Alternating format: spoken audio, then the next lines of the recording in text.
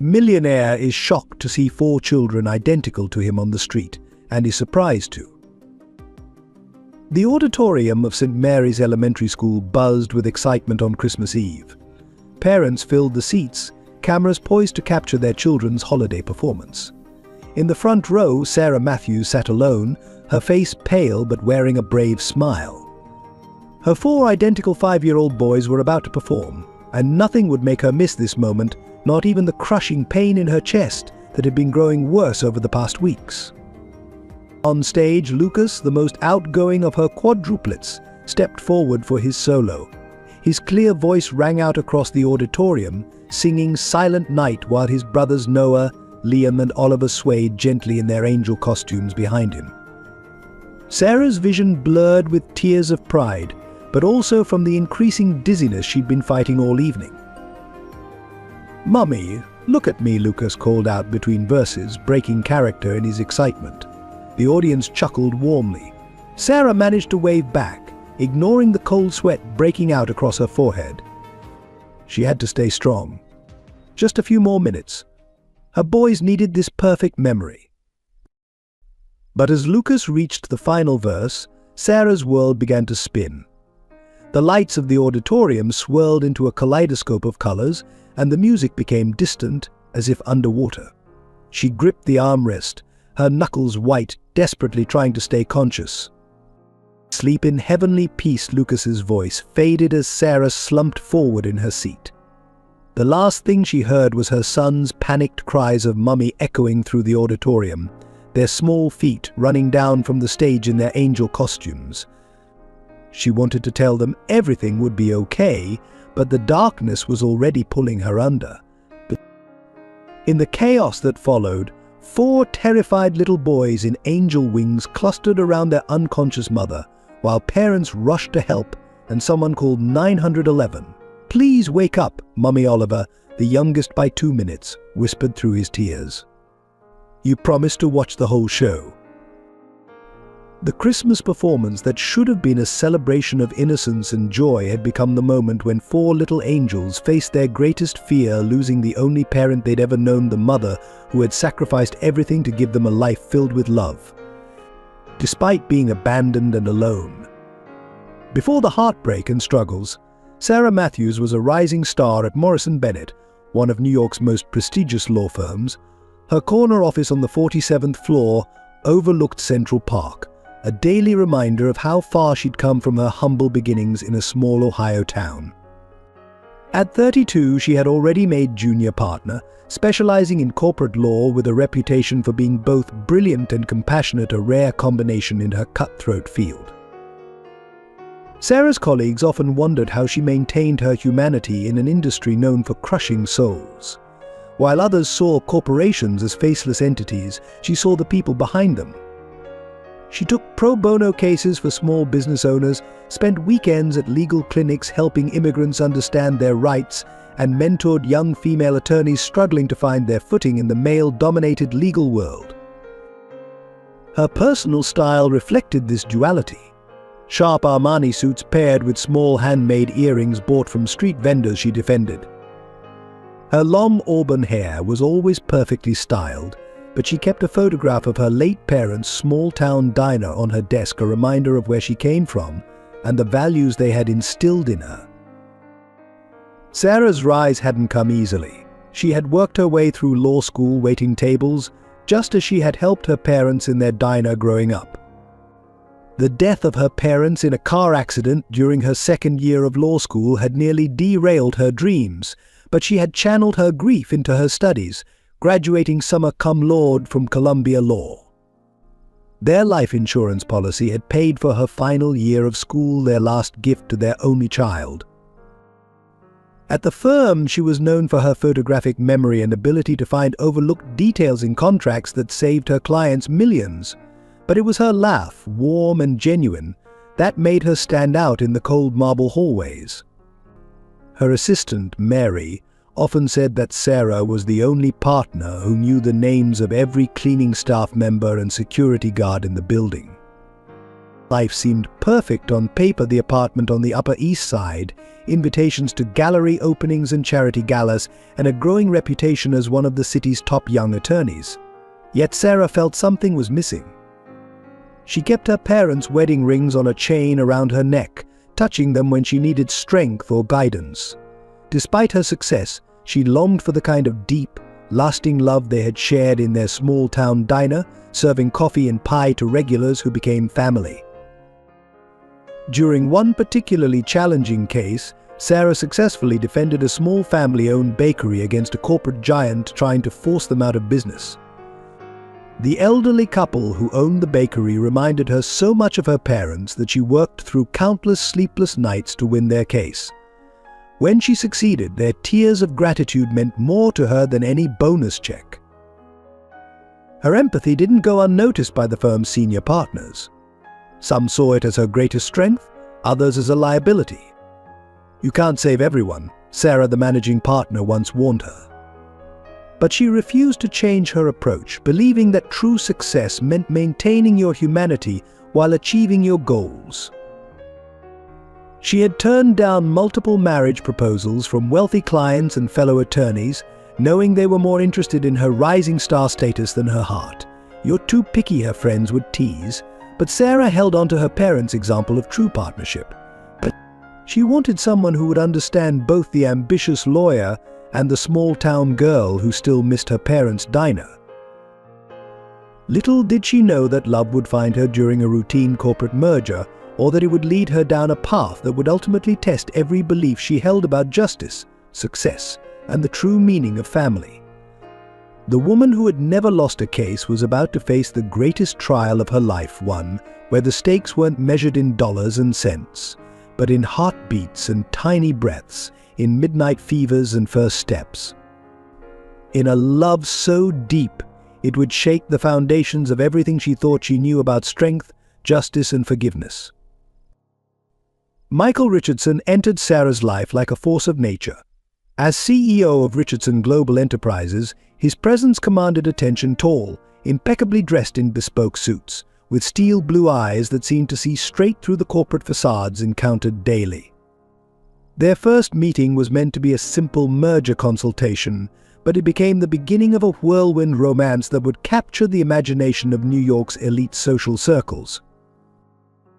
What struck Sarah first wasn't his wealth or power, but his unexpected warmth. Despite running a billion-dollar empire, he carried a worn photograph of his late father's first hardware store in his wallet. During their initial meeting, he spent more time asking about protecting his employees' interests than discussing profit margins.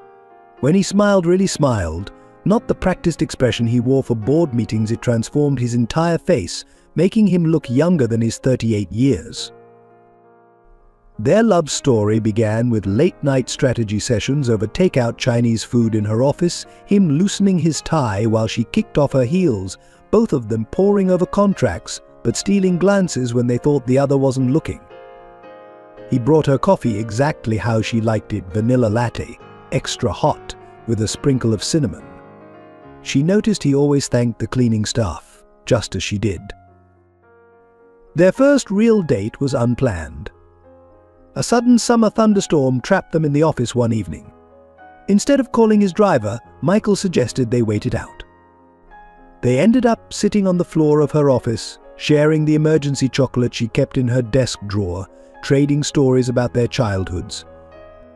He spoke about losing his father young, about his mother's determination to maintain the family business, about the pressure of living up to a legacy. She told him about the diner, about her parents' love story, about the way they danced in the kitchen after closing time. The city socialites whispered about them, the self-made lawyer and the billionaire CEO. But in private moments they were just Sarah and Michael, two people who understood the weight of responsibilities and dreams. He showed up at her pro bono clinics with coffee for everyone. She attended his board meetings and suggested employee benefit programs. They built something that seemed unbreakable. Michael proposed 6 months later on a regular Tuesday evening in her office. No grand gestures, no elaborate plans, just him kneeling beside her desk where their story began, holding her grandmother's restored ring that he'd tracked down through 3 states and 5 antique dealers. Because some traditions are worth preserving, he'd said, his voice thick with emotion. Their engagement made headlines in the society pages, but they planned a relatively intimate wedding. Michael's mother, Elizabeth Richardson, insisted on handling the arrangements, though Sarah noticed the older woman's tight smiles and subtle criticisms. Yet Michael assured her everything would be perfect, and she believed him. After all, their love had seemed powerful enough to overcome any obstacle. What Sarah didn't see were the late-night arguments between Michael and his mother, the whispered conversations with his new executive assistant Stella, the mounting pressure from the board about the company's image. She didn't notice how Stella always seemed to be there, offering support, planting seeds of doubt, playing on Michael's deepest insecurities about living up to his father's legacy. Their love story was perfect until suddenly it wasn't. Looking back, Sarah would wonder if she had been naive, if she had been so caught up in the fairy tale that she missed the warning signs. But then she would remember the genuine love in his eyes when he proposed, the way he knew exactly how to make her laugh, the plans they made for their future, and she would know that some part of it had been real, even if it ended in a way neither of them could have predicted. That was the cruel irony. Their story began with a merger, but it would end with a much more painful kind of acquisition, one that would leave Sarah alone, but with an unexpected treasure she never could have imagined. The power of their love would be tested in ways that went far beyond the typical challenges of merging 2 lives. It would become a battle for survival, justice, and the true meaning of family. The months leading up to the wedding were a blur of perfect moments tinged with growing undercurrents of tension. Sarah and Michael moved into a stunning brownstone on the Upper West Side, merging their lives with the same efficiency they brought to their business dealings. Every Sunday morning they walked hand in hand through Central Park, stopping at their favorite coffee cart where Michael always overtipped the elderly vendor. Their home filled with photographs. Sarah in Michael's suit jacket at a company barbecue, Michael covered in flour after a disastrous attempt at baking her birthday cake, both of them surrounded by laughing children at the firm's annual Christmas party. Martha, the Richardson family's longtime housekeeper, became Sarah's unexpected ally. The older woman, who had known Michael since he was a boy, would visit with homemade cookies and stories about young Michael's adventures.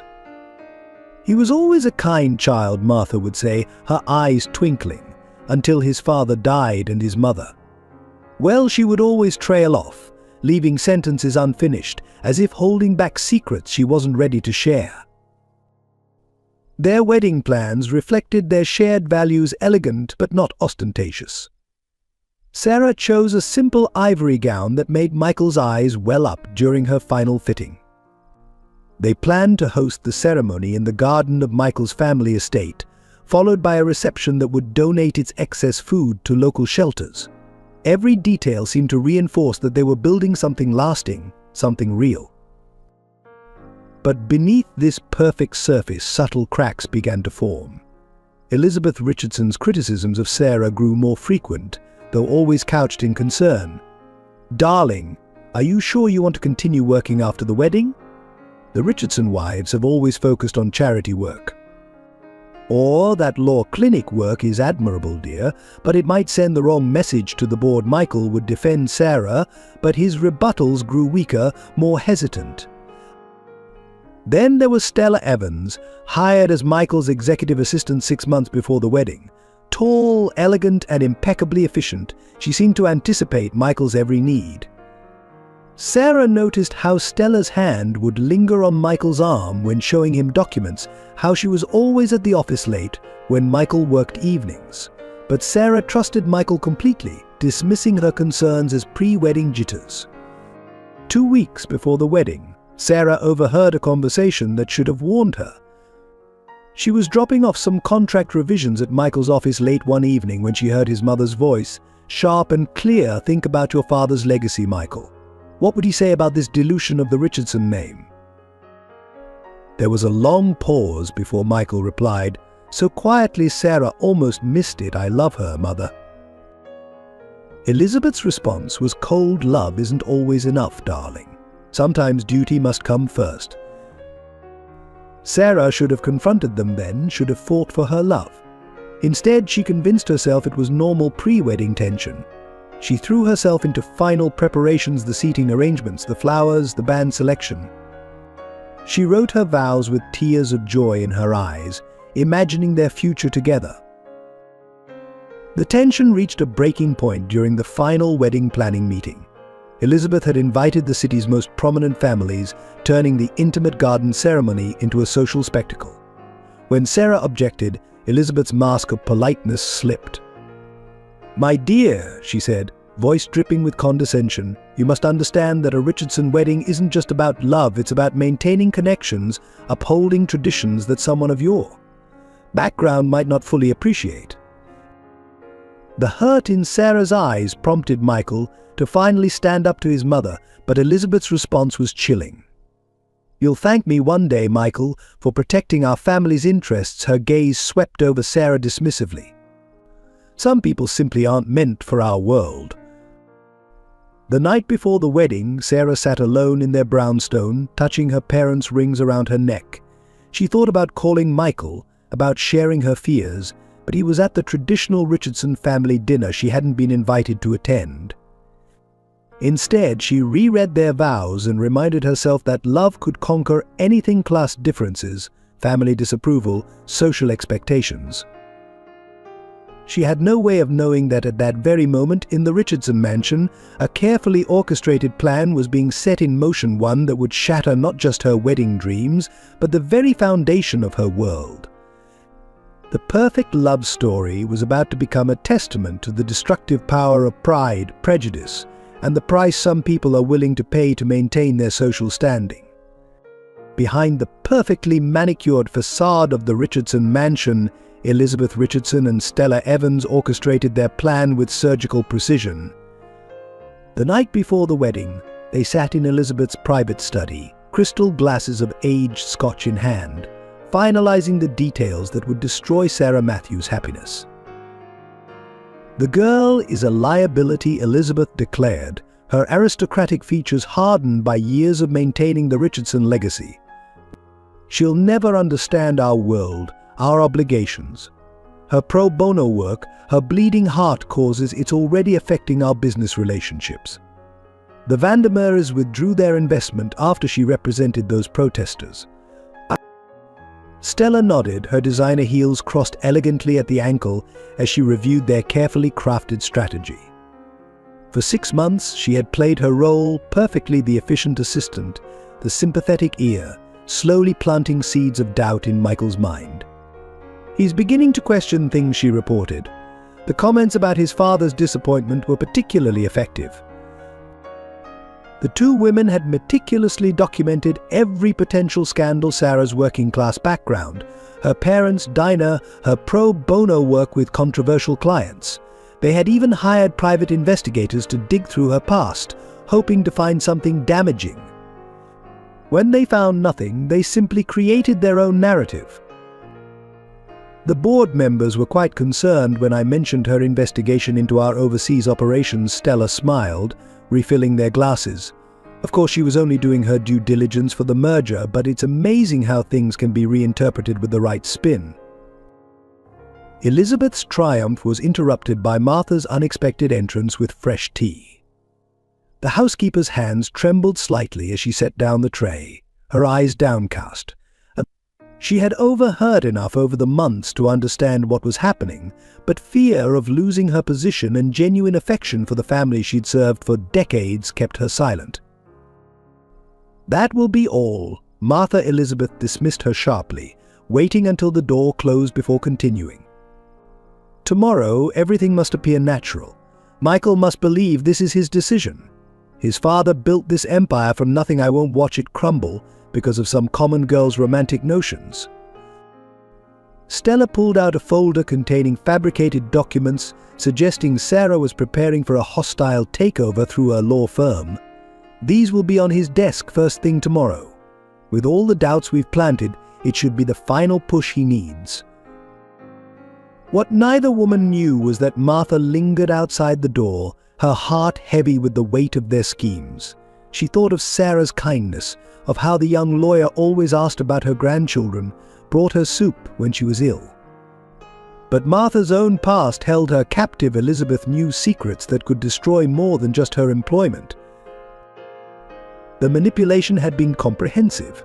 They had orchestrated chance meetings between Michael and carefully selected socialites who would remind him of his true social standing. They had scheduled late-night meetings that kept him away from Sarah, then ensured Stella was always there to help him work through his doubts. Elizabeth's masterstroke had been convincing the board that Sarah's continued legal work represented a conflict of interest. Imagine she had told them, a Richardson wife representing the very people who protest our developments. The press would have a field day. They had even prepared for the aftermath. Stella had already drafted press releases spinning the story in their favor, highlighting Michael's dedication to his family's legacy. Elizabeth had arranged a recuperative trip to Europe for her son, where a more suitable match would coincidentally be staying at the same resort. Tomorrow Elizabeth raised her glass in a toast. The Richardson name remains untainted. Stella clinked her glass in response, both women savoring their anticipated victory. In her private quarters, Martha clutched a small notebook where she had documented their schemes, torn between loyalty to the family she had served for 30 years and the moral weight of their actions. She thought of her own daughter, lost to her because of similar social prejudices, and wondered if someday she would find the courage to speak the truth. Upstairs in his childhood bedroom, Michael tossed restlessly, his dreams haunted by his father's portrait in the study. In his feverish sleep, the stern eyes seemed to judge him, though whether for betraying his family name or his heart he couldn't tell. None of them could have predicted how their carefully laid plans would ultimately backfire, setting in motion events that would expose the true meaning of legacy, love, and family. The price of their manipulation would prove far higher than anyone could have imagined, paid not in social standing or business deals, but in the currency of broken hearts and shattered lives. The morning of the wedding dawned perfect clear blue skies, a gentle breeze carrying the scent of roses from the garden. Sarah's best friend Emma helped her into her gown, arranged her veil, clasped her parents' wedding rings around her neck. The garden looked magical. White chairs lined up in neat rows, rose petals scattered along the aisle, their closest friends and family filling the seats along with New York's business elite. Sarah stood in the bridal suite, her heart full of love and hope, completely unaware that in less than an hour her perfect world would shatter. She didn't know that while she was checking her reflection one last time, Michael was sitting in his car 3 blocks away, his mother's words echoing in his head, Stella's hand on his arm offering cold comfort. The first signs of trouble came subtly. The wedding coordinator's nervous glances at her watch, whispered conversations into her headset, the growing murmur of the waiting guests. Emma kept checking her phone, her forced smile becoming increasingly strained. "He's just stuck in traffic," she said for the 3rd time, but her voice wavered. The church bells chimed noon, but the groom's place at the altar remained empty. Sarah stood in the bridal suite, her hands trembling as she smoothed non-existent wrinkles from her ivory silk gown. The whispers from the gathered guests filtered through the heavy wooden doors, growing louder with each passing minute. Father James appeared at the door, his kind face etched with concern. "Sarah, my child," he began, but couldn't continue. He didn't need to. Sarah knew the truth was written in the pity in his eyes, in the way Emma suddenly found the floor fascinating, in the hushed murmurs growing louder outside. Sarah moved to the window, her wedding dress rustling softly. From here she could see the arriving guests, could watch as they checked their phones and whispered behind raised hands. Her vision blurred with unshed tears, but she refused to let them fall. Not yet, not until she knew for certain. The confirmation came in the form of a text message, not from Michael but from his assistant Stella. "Mr. Richardson sends his regrets. The wedding will not proceed as planned, formal, cold, businesslike, as if cancelling a merger rather than destroying a life. The room spun, and Sarah gripped the windowsill for support. Through the gathering storm in her mind, she heard Emma cursing, heard Father James offering prayers and platitudes, but all she could focus on was a black town car parked across the street and the figures she could see inside, Michael and Stella, watching. Without a word, Sarah gathered her skirts and ran past Emma's reaching hands, past Father James's startled expression, down the aisle she was supposed to walk as a bride. The guests' expressions ranged from shock to pity to morbid fascination as she fled past them, her veil streaming behind her like a surrender flag. She burst through the church doors into the bright summer sunlight, gasping for air that suddenly seemed too thin.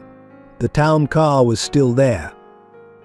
As she watched, it pulled away from the curb, carrying away the man she'd thought would be her husband, leaving her stranded in a white dress that now felt like a costume in a cruel play.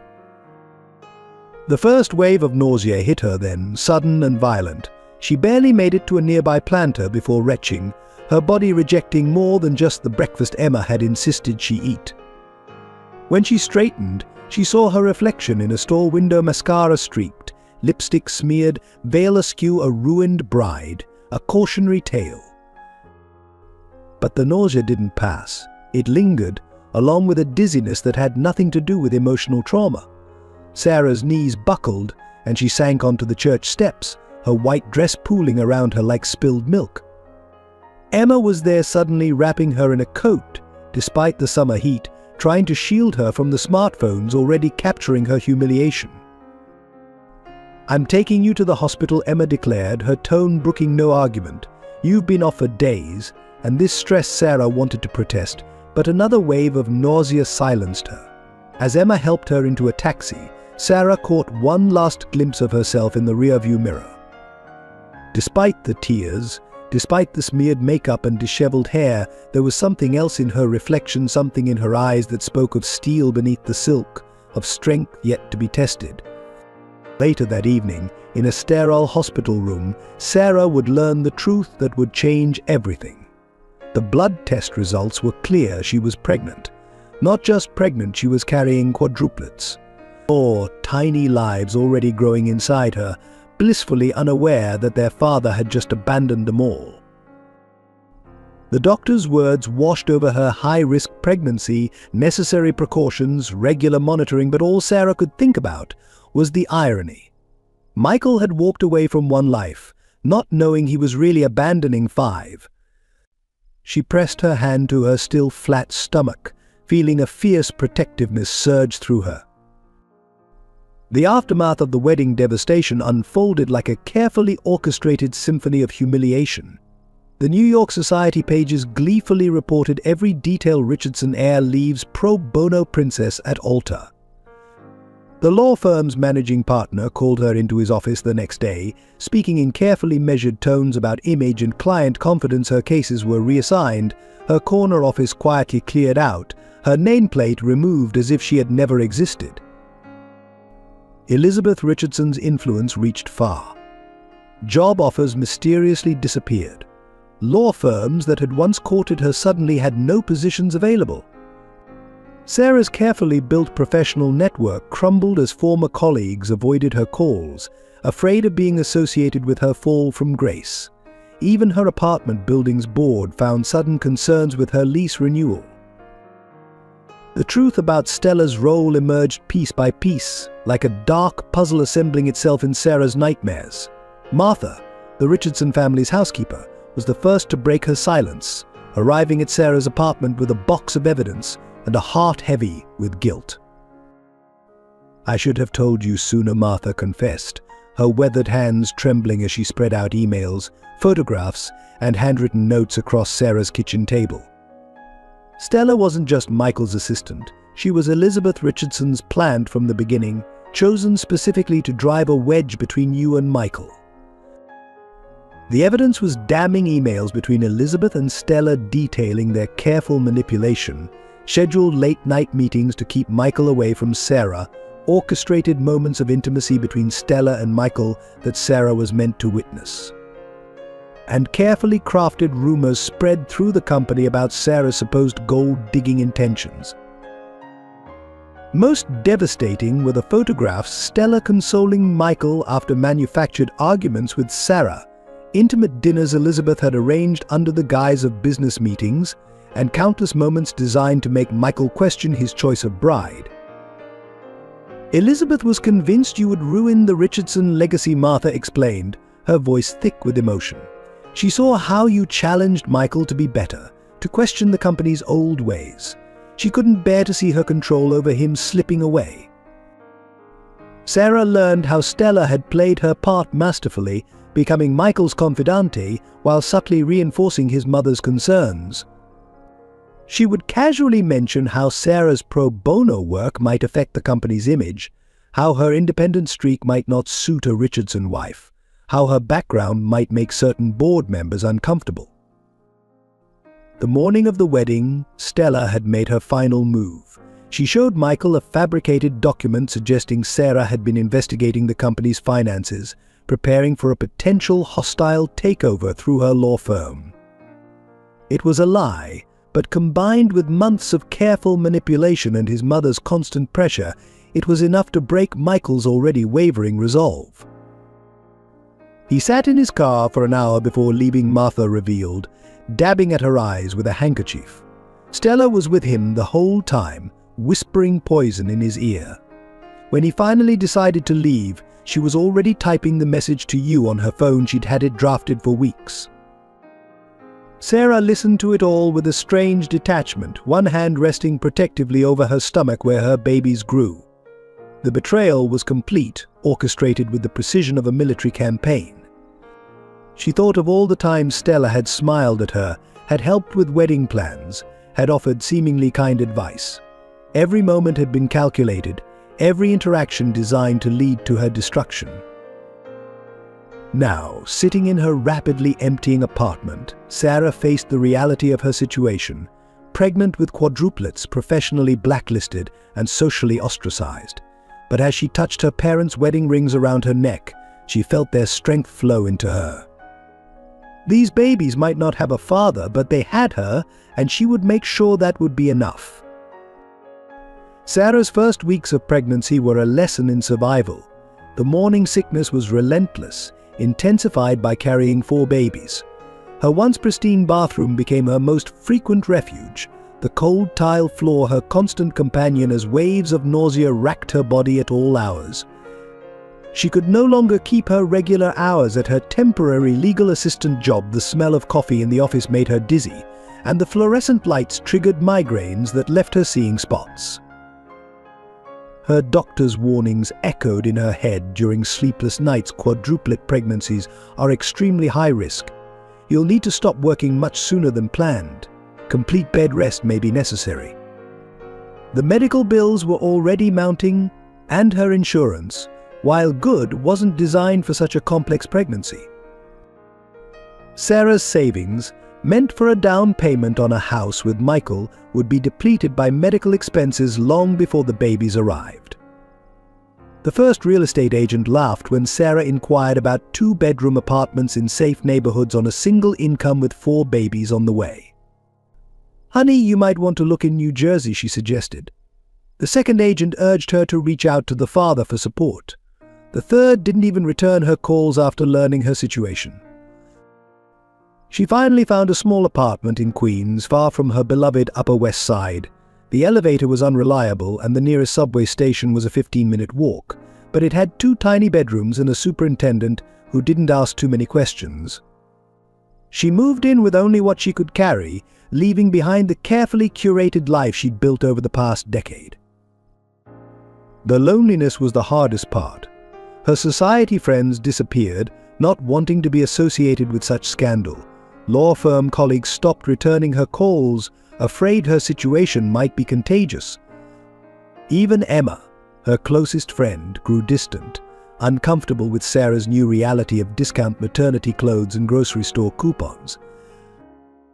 One particularly difficult morning, as Sarah struggled to keep down crackers and ginger tea, Her phone buzzed with a news alert.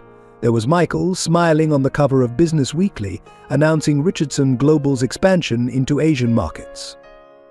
Stella stood beside him, her hand resting possessively on his arm.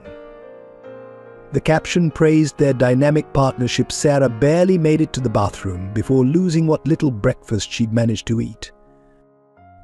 But that same afternoon, during her ultrasound appointment, something changed. The technician turned the screen, and Sarah saw them 4 tiny hearts beating in perfect synchronization. "They're fighters," the technician said kindly. "Look how they're protecting each other," and they were, positioned so close they appeared to be hugging, their tiny forms creating a perfect circle. That image became Sarah's talisman. She taped the ultrasound photo to her refrigerator, a reminder every time hunger or fatigue or fear threatened to overwhelm her. When her feet swelled so badly she couldn't wear shoes, she looked at that picture. When she had to sell her designer wardrobe on consignment to pay for prenatal vitamins, she touched that grainy image and remembered why it was worth it. She started taking online courses in medical billing, something she could do from home while on bed rest. She joined online support groups for single mothers and mothers of multiples, finding strength in their stories of survival. She learned to cook simple meals, to stretch a dollar, to find joy in small victories like finding a sale on diapers or managing to eat a full meal. Each night, Sarah would talk to her babies, telling them stories about the family they would become. "We might not have much," she would whisper, rubbing her growing belly, "but we'll have love. We'll have each other, and sometimes that's enough to build a whole world." As her body changed and her world shrank to the size of her small apartment, Sarah discovered a different kind of strength, not the polished confidence of a corporate lawyer, but the raw, primal power of a mother determined to protect her children. She might have lost her perfect life, but she was building something else, something real and unbreakable, one day at a time. The birth of the quadruplets was both a miracle and a marathon. Sarah endured 36 hours of labor, her body fighting to bring 4 new lives into the world. Lucas arrived first, announcing his presence with a robust cry that made the delivery room staff smile. Noah followed 7 minutes later, smaller but equally determined. Liam came next, gripping the doctor's finger with surprising strength. Oliver, the smallest, arrived last, silent at first until Sarah's tearful voice seemed to wake something in him, and he joined his brother's chorus. The first few months were a blur of endless feedings, diaper changes, and sleepless nights. Sarah's tiny apartment became a carefully orchestrated command center, with 4 bassinets arranged in the living room so she could tend to all her sons at once. She learned to feed 2 babies simultaneously, to change diapers with military precision, to function on 20-minute naps stolen between their varying schedules. The boys developed distinct personalities almost immediately. Lucas was the leader, first to smile, first to reach for toys. Noah was the observer, watching everything with serious eyes that seemed to hold ancient wisdom. Liam was the peacemaker, somehow sensing when his brothers were distressed. Oliver, though smallest, proved to be the most determined, fighting hardest to hold his head up, to grasp objects, to make his presence known. Sarah documented everything: first smiles, first rolls, first babbles in a journal she kept by her bed. "Dear boys." She would write late at night. Today Lucas laughed for the first time. Noah watched him like he was studying a new language. Liam tried to copy him, and Oliver just looked annoyed that his nap was interrupted. "You're all so different, yet so connected. You're my miracle times 4. The financial strain was constant. Sarah took on remote legal transcription work, typing with one hand while holding a baby with the other. She learned to shop at discount stores, to accept hand-me-downs from neighbors, to make her own baby food. Her engagement ring, the last remnant of her life with Michael, was sold to pay for a month's worth of specialized formula when the boys showed signs of lactose intolerance. The physical toll was even harder. Sarah lost track of how many days she went without showering, how many meals consisted of crackers eaten over the sink. Her body, once runway ready, now bore the marks of motherhood stretch marks, dark circles under her eyes, hair hastily pulled back in a perpetual ponytail. But when she looked in the mirror, she saw something else too strength she never knew she possessed. Martha visited occasionally, bringing home cooked meals and updates from the Richardson world. Michael had been promoted to chairman, with Stella now officially by his side as both VP and fiancée. The news should have hurt, but Sarah was too exhausted to feel anything beyond a distant ache. Her world had narrowed to 4 small beings who needed her more than she needed closure. The breaking point came when all 4 boys got sick, simultaneously high fevers, respiratory distress, the terrifying sound of tiny lungs struggling for air. Sarah rushed them to the emergency room, somehow managing to carry all 4 car seats while fighting her own exhaustion. The pediatrician's words hit her like physical blows. RSV, serious condition, need to be admitted. For 3 days and nights, Sarah didn't leave the hospital. She moved between 4 small cribs in the pediatric ward, singing lullabies, monitoring oxygen levels, fighting sleep until her body would simply shut down for brief moments. The nurses found her slumped in a chair between the cribs, still holding tiny hands, still murmuring comfort even in her exhausted sleep.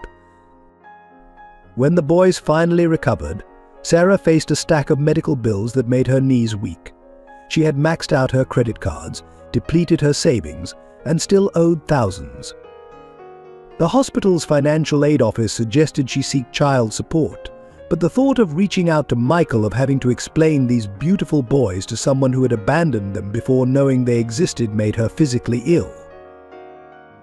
Instead, she took another job, virtual paralegal work she could do during the precious few hours when all 4 boys napped. She learned to function on less sleep, to stretch every dollar further, to find reserves of energy she didn't know existed. Her hands cracked from constant washing between diaper changes, her back ached from carrying multiple babies, but still she persisted. One evening, as she sat in their tiny living room surrounded by her sleeping sons, Sarah realized something profound.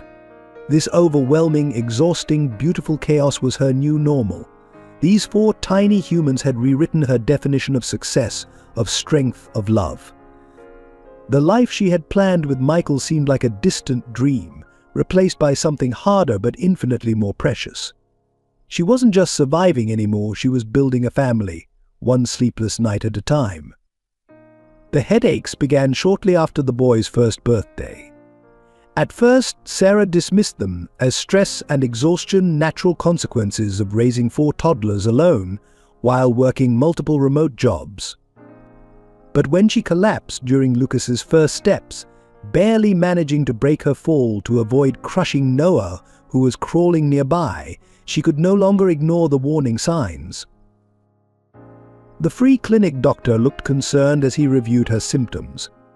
The recommendation was clear: she needed an MRI, detailed blood work, and a neurological consultation.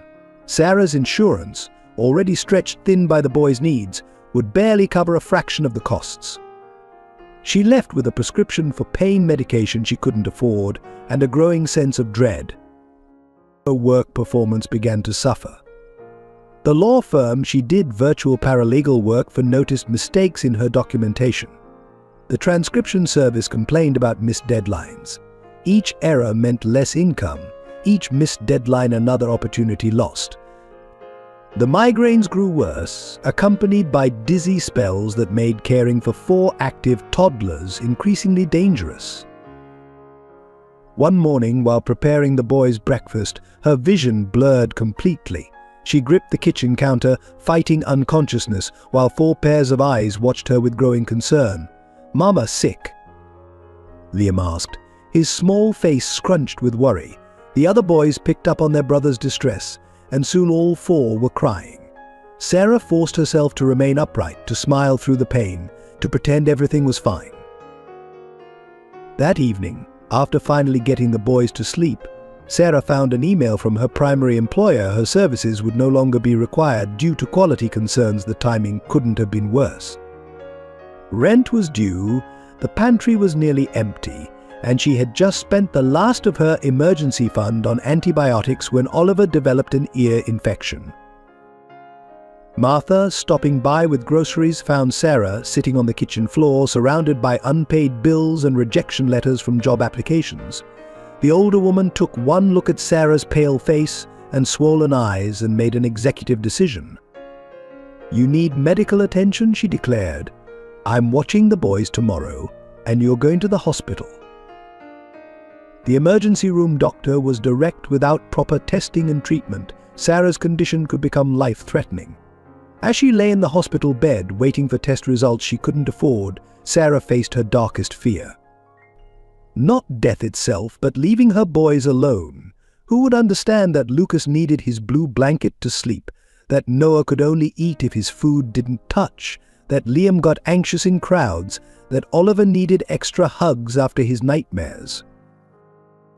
The diagnosis, when it came, was simultaneously a relief and a terror, a treatable condition, but one requiring immediate intervention and ongoing care.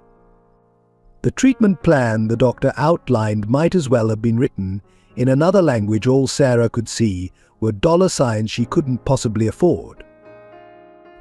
Back at home, Sarah tried to maintain normality for the boys while secretly selling everything of value she owned. Her designer work clothes, remnants of her corporate life, went first. Then her laptop, replaced by a second-hand tablet. Her mother's antique jewelry, saved for so long, was sold piece by piece. Each sale felt like losing a piece of herself, but she had no choice. The final blow came when her landlord informed her that the rent would be increasing significantly. The apartment, small and modest as it was, would soon be beyond her means.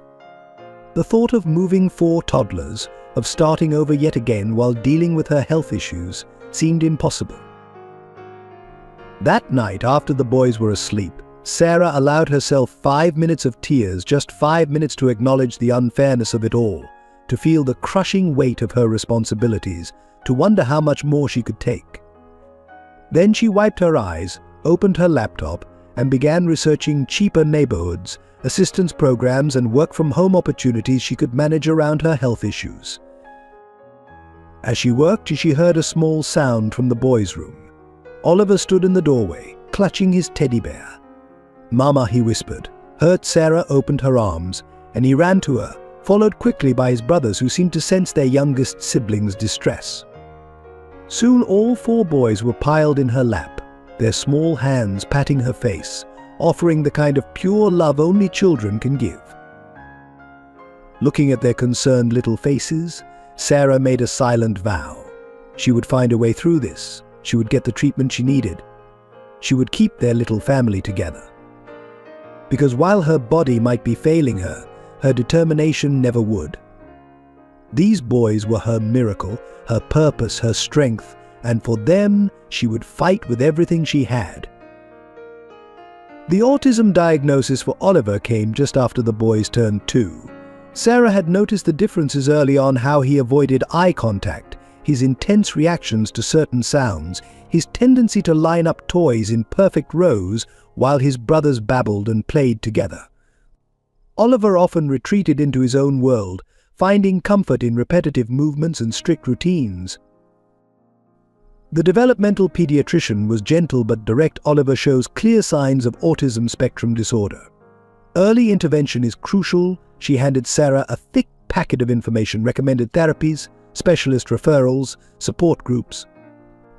Each page represented another expense, another commitment, another challenge to somehow meet while juggling 3 other active toddlers and her own health issues.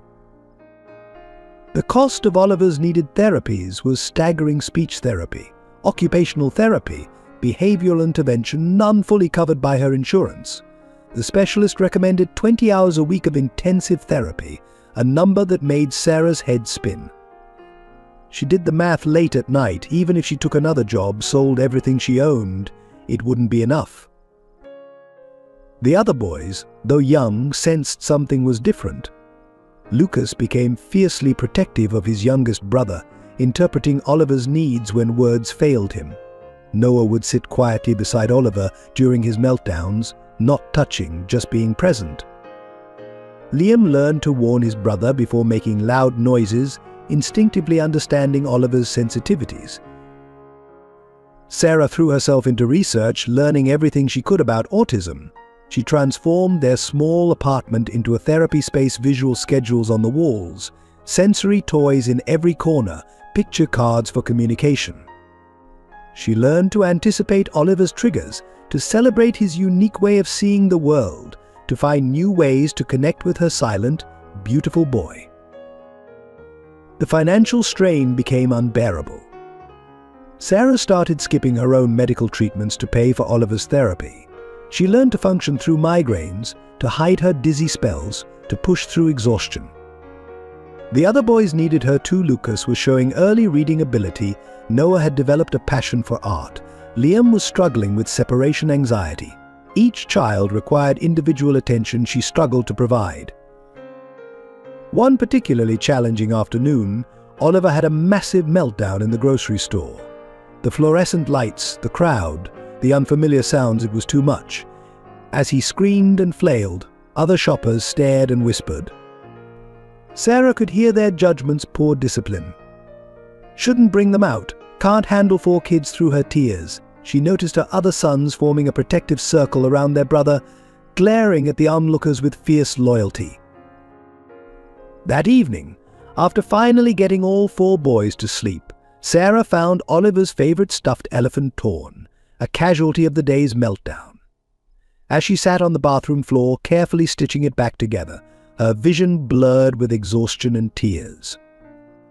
The elephant had been expensive, designed specifically for children with sensory issues.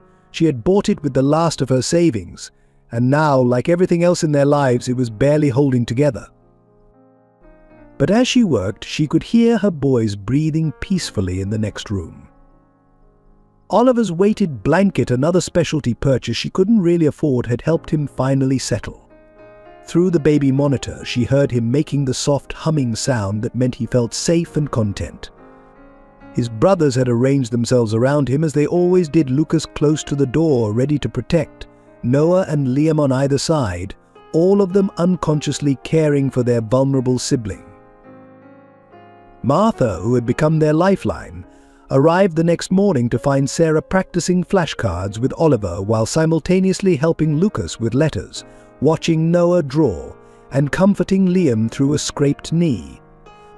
The older woman took in Sarah's pale face, the dark circles under her eyes, the trembling in her hands that signaled another migraine approaching. "You can't do this alone forever," Martha said softly, taking over the flashcards. "These boys need their mother healthy and strong, and Oliver needs more support than you can give alone." Sarah knew she was right. The juggling act was becoming impossible. Oliver needed specialized care she couldn't provide. The other boys needed attention she struggled to give. Her health was deteriorating. Something had to change. That night, after the boys were asleep, Sarah made the hardest decision of her life. She would have to find help, real help, beyond what Martha could provide. The thought of reaching out to Michael, of exposing her children to the world that had rejected them before birth, made her physically ill. But looking at Oliver's peaceful sleeping face, at the way his brothers instinctively curled around him protectively even in sleep, she knew she had to set aside her pride. For Oliver, for all her boys, she would face whatever came next. Their needs had to come before her fears, before her pride, before everything. The spiral of Sarah's health and finances accelerated like a cruel game of dominoes. Her migraines became more frequent, often leaving her incapacitated for hours while trying to care for 4 active toddlers. The prescribed medications, the ones she could afford, barely touched the pain. The stronger ones, the ones that might actually help, remained out of reach financially. The medical bills piled up like autumn leaves, each one carrying a more frightening balance than the last. Sarah developed a system of paying just enough on each to keep the accounts from going to collections, while juggling which utility bills could wait another month. Her credit score plummeted, making it impossible to get loans or even a credit card with a reasonable interest rate. She started selling everything that wasn't absolutely essential. Her professional wardrobe went first, replaced by thrift store finds. Then her books, her mother's china, even her laptop replaced by a second-hand tablet that often froze mid-work assignment. The boys' toys were next, though she kept anything that helped with Oliver's therapy or brought special comfort to any of her sons. The apartment began to show signs of neglect she couldn't afford to address. The dripping faucet became a steady stream, the heating system worked sporadically, and the washing machine made ominous sounds that suggested imminent death. Sarah learned to wash clothes by hand in the bathtub, when necessary, to heat only one room at a time, to fix what she could with YouTube tutorials and borrowed tools. Her diet consisted mainly of whatever was left after feeding the boys. She became expert at making meals from the dwindling supplies in her pantry, stretching a can of soup into a meal for 5, turning stale bread into French toast that the boys thought was a treat. She lost weight rapidly, her clothes hanging loose on her frame, but she told herself it was just stress. The dizziness became her constant companion. She learned to move carefully, to always keep one hand on a stable surface, to sit down quickly when black spots danced in her vision. The boys adapted too. Lucas learned to help change his brother's diapers, Noah became skilled at getting snacks from low cabinets, Liam mastered the art of comforting Oliver during their mother's rest times. Martha watched helplessly as Sarah grew frailer.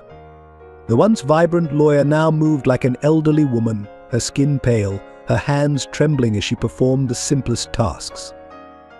The housekeeper brought what help she could: casseroles that could be frozen, hand-me-down clothes from her grandchildren, her own arthritis medication when Sarah's pain became visible in every movement. The breaking point came during Oliver's therapy session. Sarah had been fighting a particularly brutal migraine all morning, the kind that made every sound feel like needles in her brain. As the therapist worked with Oliver on his communication cards, Sarah's vision suddenly tunneled, the room tilting sideways. She was barely aware of sliding from her chair, of Oliver's distressed screams, of the therapist's urgent voice calling for help. She woke in the emergency room to find Martha watching over her sons. The blood tests revealed severe anemia, dangerously low blood pressure, and signs of organ stress from prolonged malnutrition. The doctor's face was grave as he reviewed her chart. "You're running yourself into the ground," he said bluntly. "Without proper treatment and rest, you're looking at organ failure within months." The prescribed treatment plan might as well have been a fantasy novel: regular doctor visits, a specialized diet, physical therapy, and most importantly, rest. Sarah almost laughed at that last part. Rest with 4 toddlers? With Oliver's therapy needs? With work deadlines? The doctor might as well have prescribed a vacation on the moon. That night, after Martha had helped get the boys to bed, Sarah sat at her kitchen table facing a choice she'd been avoiding for months. Her hands shook as she pulled up Michael's contact information on her phone. The boys needed their mother alive and functioning. Oliver needed his therapy. Her pride, her determination to handle everything alone, was no longer just affecting her, it was threatening to leave her children motherless. But before she could press call, Oliver appeared in the kitchen doorway, clutching his communication cards. He shuffled through them slowly, deliberately, until he found the one he wanted. "Mama's sick," he said softly, placing the card on the table. His brothers appeared behind him, their small faces serious in the dim light. Lucas carried her pill bottle, Noah held a glass of water, and Liam dragged her old yoga mat, their innocent attempt to make her better.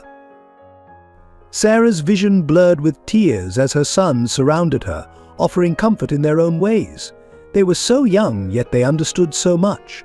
She had thought she was protecting them by handling everything alone, but maybe she had been wrong. Maybe true strength wasn't in refusing help, but in being brave enough to ask for it.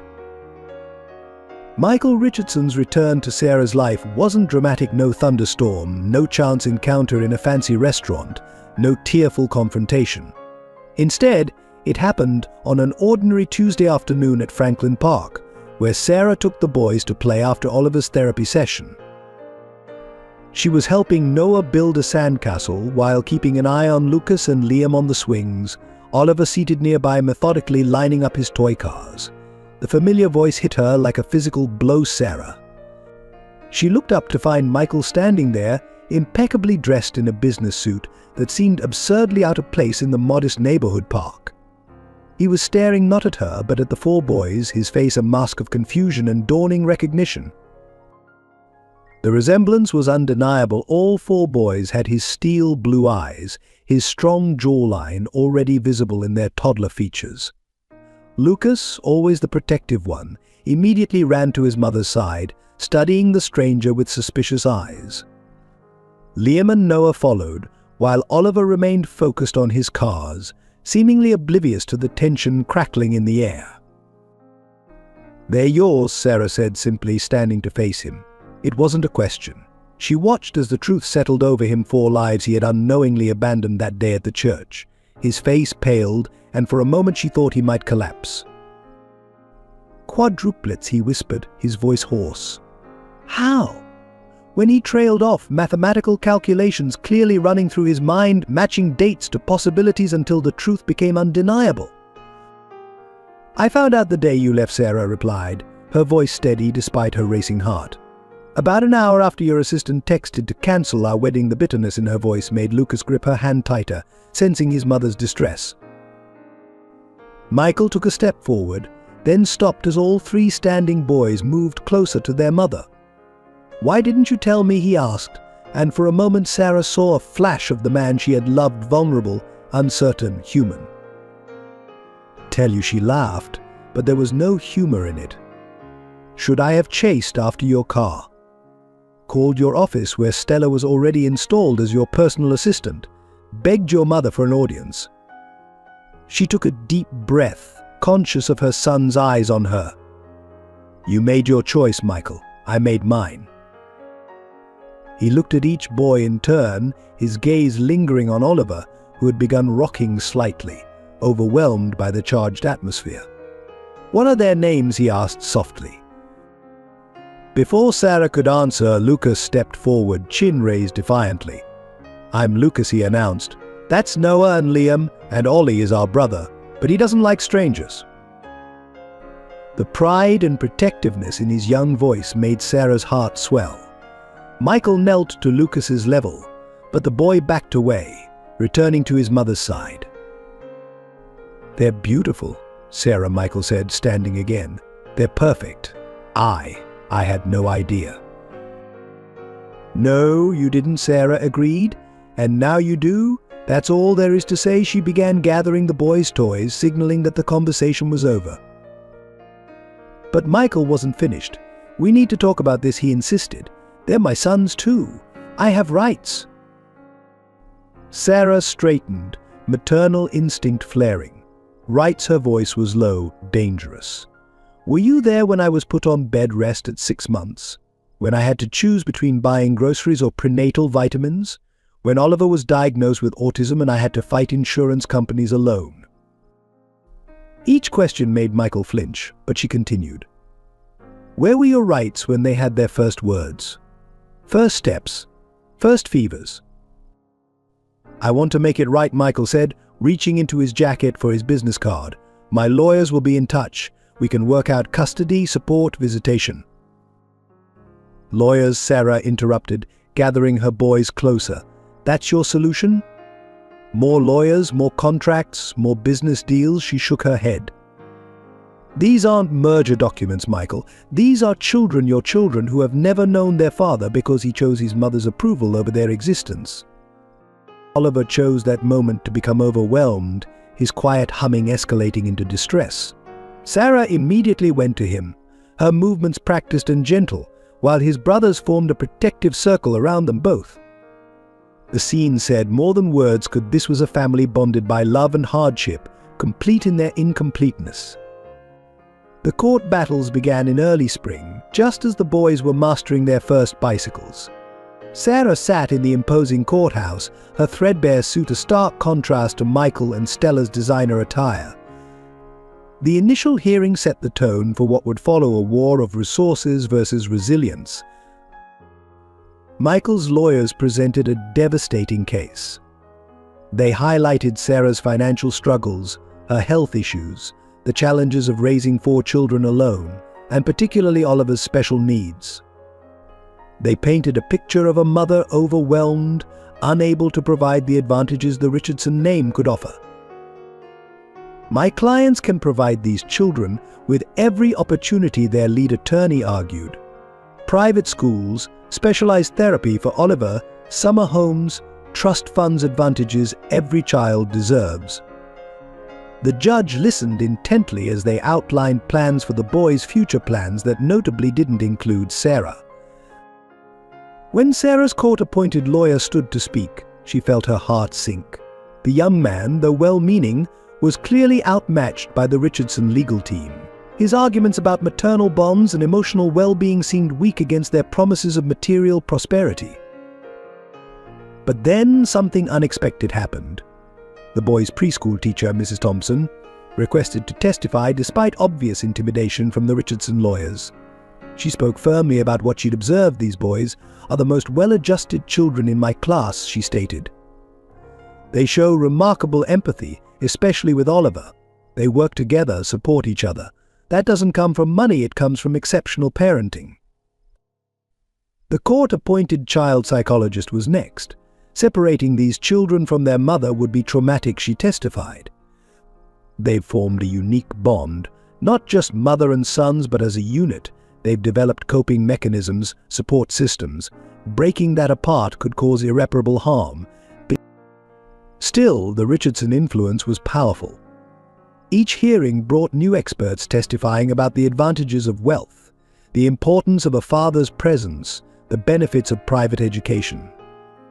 Sarah watched helplessly as her children's future was debated in terms of dollars and opportunities, rather than love and stability. The lowest point came when Stella took the stand, perfectly groomed and articulate. "We're only thinking of the children," she claimed, her voice dripping with rehearsed concern. They deserve the Richardson legacy. Sarah's done her best, but love isn't enough. These boys need advantages only we can provide. During a particularly grueling cross-examination, Sarah was forced to admit she'd skipped her own medical treatments to pay for Oliver's therapy. The Richardson lawyers pounced, painting her as a martyr who prioritized one child over the others. That evening, she found Lucas trying to empty his piggy bank. "For your medicine, Mama," he explained, his small face serious, "so the mean people can't say you're sick anymore." Sarah held him close, tears streaming down her face, knowing that no trust fund could match the wealth of her son's heart. The case dragged on, draining Sarah's limited resources and energy. She sold her engagement ring, her last valuable possession, to pay for expert testimony about Oliver's progress. The boys began showing signs of stress. But Noah stopped speaking above a whisper. Liam developed separation anxiety. Lucas became aggressive at school. Only Oliver, ironically, remained stable, his routine providing anchor in the chaos. Martha testified about the day-to-day life she witnessed in Sarah's home. "I've worked for wealthy families all my life," she told the court. "I've never seen children more loved, more secure, more truly happy than these boys. Money can't buy what Sarah gives them." But the turning point came from an unexpected source. During one hearing, Oliver had a meltdown in the courthouse hallway. The fluorescent lights, the tension, the break-in routine, it was too much. While Michael and Stella watched uncomfortably from a distance, Sarah went into action. She knew exactly what Oliver needed, the pressure point on his hand that helped him calm down, the specific words to whisper, the way to position herself to block overwhelming stimuli. More remarkable was how his brothers responded. Without prompting, Lucas began humming Oliver's favorite song. Noah retrieved the weighted blanket from their emergency bag. Liam created a small barrier with his body protecting his brother from curious onlookers. It was a choreographed dance of love and understanding developed through countless similar moments. The judge witnessed it all. The next day, he requested a private meeting with the boys. When Lucas proudly showed him the pictures they used to help Oliver communicate, when Noah demonstrated how they played games that included all four of them, when Liam explained their bedtime routine, the human cost of separation became clear. Your Honor. Sarah's lawyer argued in his closing statement, the Richardson family can offer these boys many things, but they cannot offer the profound bond these children have developed with their mother and each other. They cannot replicate the support system these brothers have created. They cannot buy the kind of love that turns four individual children into one unshakable unit. Stella's campaign against Sarah began subtly at first. Anonymous complaints to Child Protective Services about the boys' living conditions, sudden issues with Sarah's lease renewal, mysterious calls to Oliver's therapy center questioning payment arrangements. Each incident seemed isolated until Martha connected the dots. She's trying to build a case, Martha explained one evening after helping Sarah deal with yet another surprise inspection from city services. Making you look unstable, unfit. Elizabeth's backing her, they're using Richardson money to try to take the boys. The truth of Stella's involvement emerged through a series of calculated moves. She began appearing at Oliver's therapy center, claiming to be researching facilities for Richardson Global's charitable foundation. She was spotted near the boys' preschool taking photos from her car. Even the park where they played became unsafe, with suspicious strangers asking the boys questions when Sarah's attention was divided. One morning, Sarah found an envelope in her mailbox containing photos her stumbling during a migraine episode, Oliver having a meltdown at the store, the boys wearing hand-me-down clothes. Attached was a note, "Do you really think you can give them the life they deserve?" The message was clear. Stella was building ammunition. The psychological warfare escalated. Rumors began circulating at the boys' preschool about Sarah's health issues. Other parents suddenly stopped inviting the boys to play dates. The director pulled Sarah aside one day, apologetically explaining that concerns had been raised about Oliver's effect on other children. She's trying to isolate us, Sarah realized, watching her sons play alone in the corner of the playground. Make it look like we have no support system. Stella's most devastating move came during one of Oliver's therapy sessions. Sarah arrived to find a new therapist waiting instead of the usual one. The woman, clearly uncomfortable, explained that their regular therapist had accepted a position at an exclusive facility, one owned by Richardson Global's healthcare division.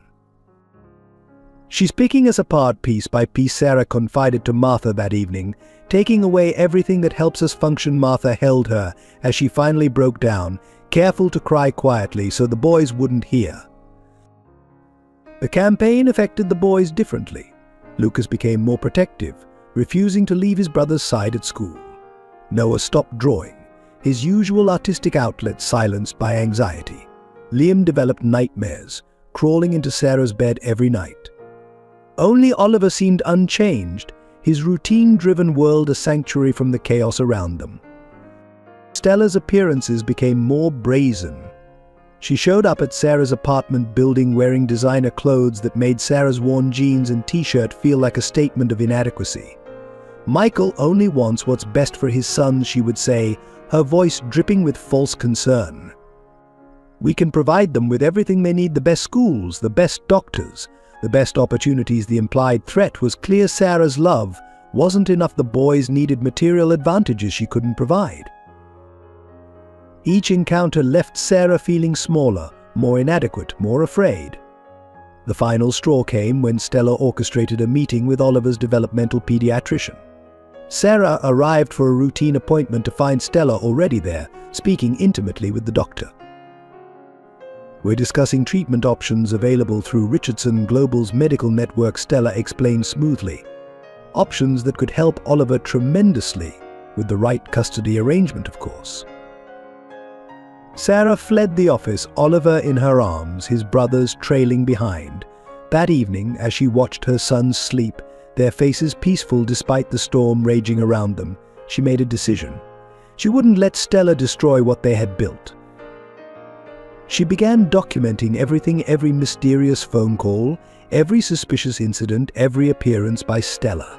She took photos of the boys' achievements, their artwork, their happy moments together. She collected statements from neighbors who had witnessed their daily life, from teachers who had seen the boys thrive despite their challenges. "You're not just fighting," Stella Martha warned. "You're fighting the whole Richardson machine. They have unlimited resources, connections in every corner of society." But Sarah had something they didn't understand: the fierce determination of a mother protecting her children. She might not have money or power, but she had truth on her side. She had 4 little boys who needed her to be stronger than her fear. One night, as she added another incident to her growing documentation, Oliver climbed into her lap, something he rarely did voluntarily. He touched her face with gentle fingers, a gesture he used to show love. One by one, his brothers joined them, creating a circle of small arms and unconditional love. "We okay, Mama?" Lucas asked, his young face serious. Sarah hugged them close, breathing in their familiar scents: peanut butter and crayon wax, sandbox sand and baby shampoo. "Yes, baby," she whispered. "We're more than okay, we're together."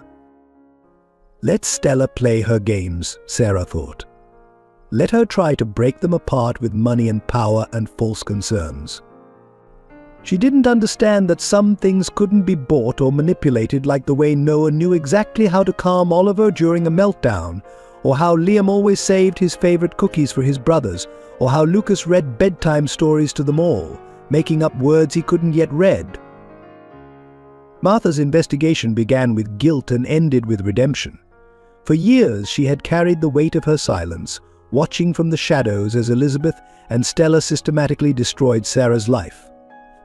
But seeing the boys' faces each day, their innocence, their love for their mother, their unshakable bond with each other, finally broke her complicity. Late at night, after her duties at the Richardson mansion were complete, Martha meticulously gathered evidence. She copied emails from Elizabeth's carelessly unlocked computer, photographed documents left in plain sight, recorded conversations on her old phone. Each piece revealed a darker pattern of manipulation than even she had suspected. The most damning evidence came from Elizabeth's private study. Hidden in a false bottomed drawer, Martha discovered a file labeled Matthew's situation. Inside were detailed plans dating back to before the wedding strategies to separate Michael and Sarah, reports from private investigators, even medical records obtained through bribes. Target the mother's health issues, one memo read. Question her ability to care for 4 children, especially one with special needs. Document every stumble, every missed appointment, every financial struggle. Build a case for unfitness. Martha's hands shook as she photographed bank statements showing payments to Sarah's former doctor's office employee, payments that coincided with Sarah's pregnancy discovery. There were surveillance photos of Sarah at her lowest moments, carefully annotated to paint the worst possible picture. But the most shocking discovery was a series of recordings from the day before the wedding. Elizabeth's voice, cold and calculated: "The girl is carrying his child, Stella. If Michael finds out, all our plans are ruined. You know what to do." Stella's response was equally chilling: "Leave it to me. The pregnancy makes this even more urgent. We can't have Richardson blood raised by someone so common." Martha worked methodically, creating backup copies of everything, storing them in multiple secure locations. She knew the risks: she would lose her job, possibly face legal consequences, but the faces of Sarah's boys haunted her.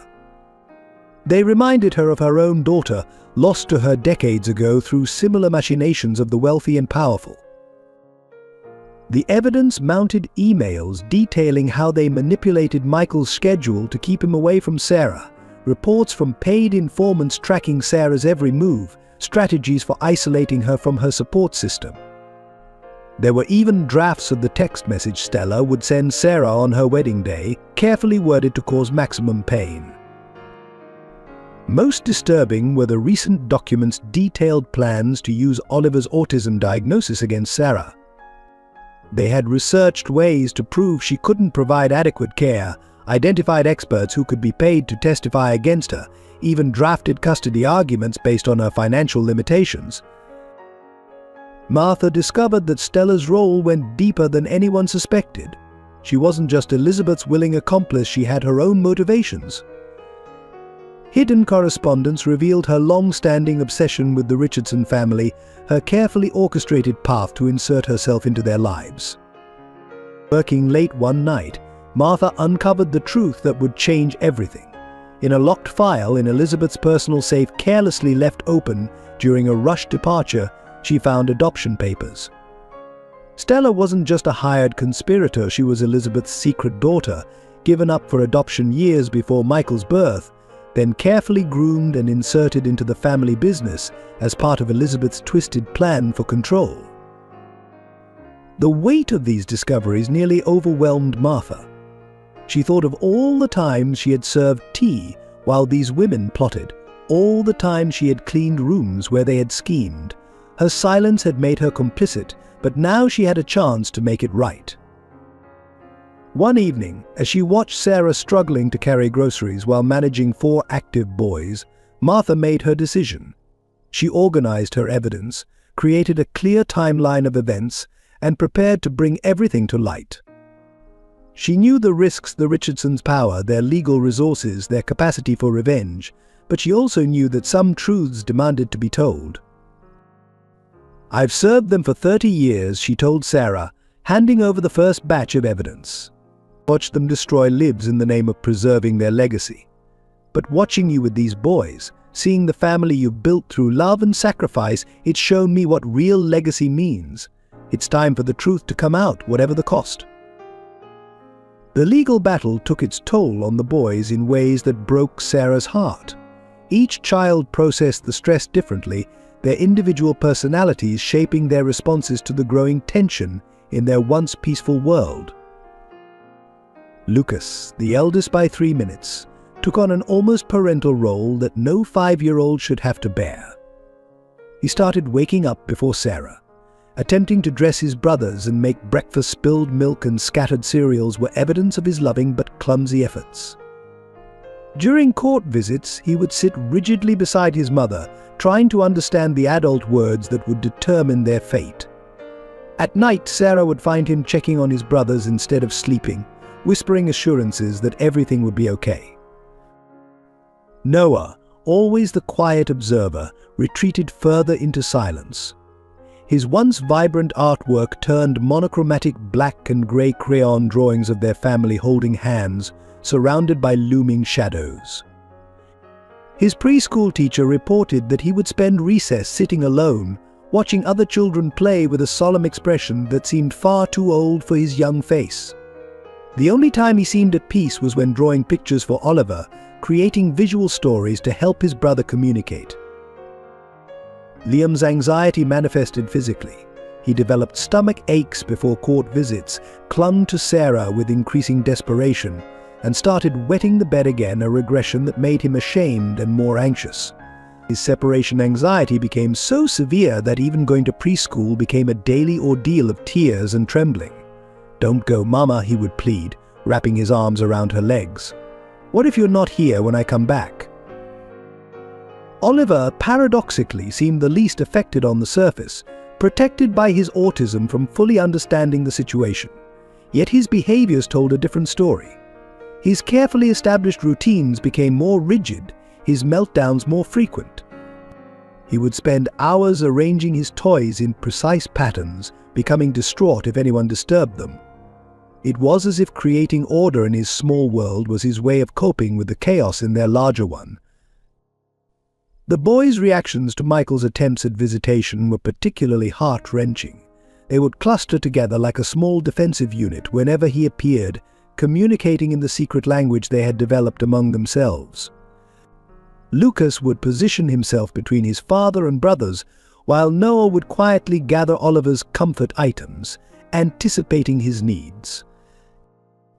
During one supervised visit, Michael brought expensive toys for each boy.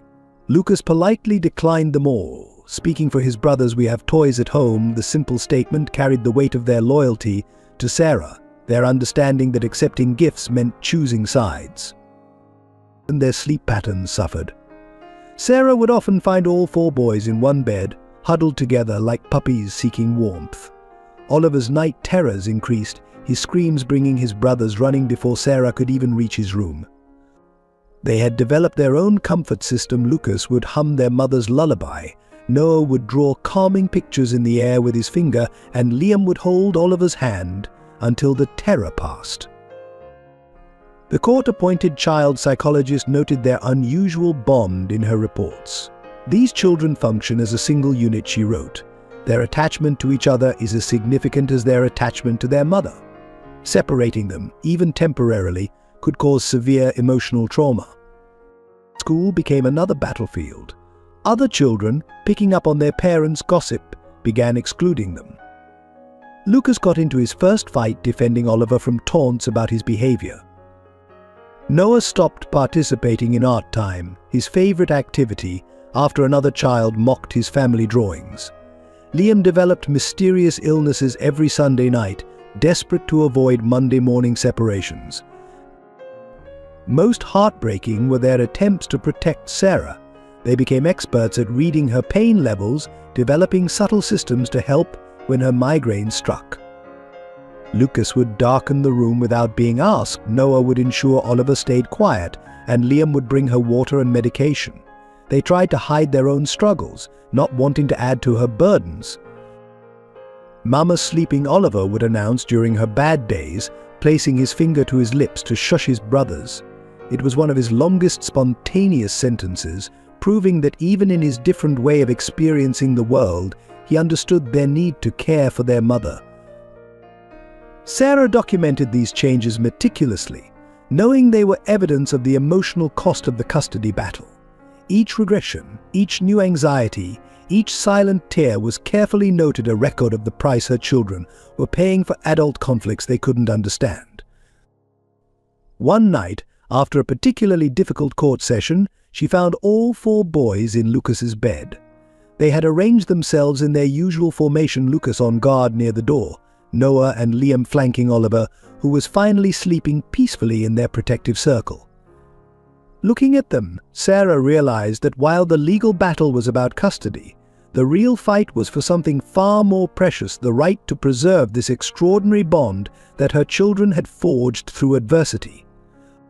The collapse came without warning. Sarah was helping Oliver with his therapy exercises while the other boys did their homework at the kitchen table.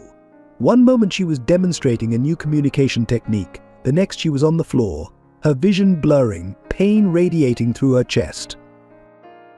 Lucas, with the quick thinking that had become his trademark, grabbed her phone and dialed 911 just as they'd practiced. Noah gathered Oliver's comfort items, keeping him calm as their brother's anxiety threatened to spiral. Liam held her hand, tears streaming down his face, whispering, "Stay awake, Mama, please stay awake." The ambulance ride was a blur of sirens and frightened faces. Martha, summoned by Lucas's second call, arrived at the hospital to find all 4 boys huddled together in the waiting room. Oliver, overwhelmed by the chaos, had retreated into himself, rocking back and forth. His brothers formed a protective circle around him, shielding him from the harsh hospital lights and curious stares. The diagnosis was devastating. The condition Sarah had been neglecting in favor of paying for Oliver's therapy had progressed significantly. "If you'd come in when we first detected it," the doctor said, his face grave, "we could have treated this easily." Now, he left the sentence unfinished, but his expression said everything. Michael arrived within hours of being notified, his face pale with shock. He found his sons curled up together on a too small hospital sofa, Lucas trying to read a story to keep them calm, though his voice kept breaking. The sight of their fierce independence, their instinctive need to protect each other, hit him like a physical blow. This was what he had missed, this unshakable bond forged through years of having only each other to rely on. "The boys need to go home, get some rest," Martha suggested gently, but all 4 children adamantly refused to leave.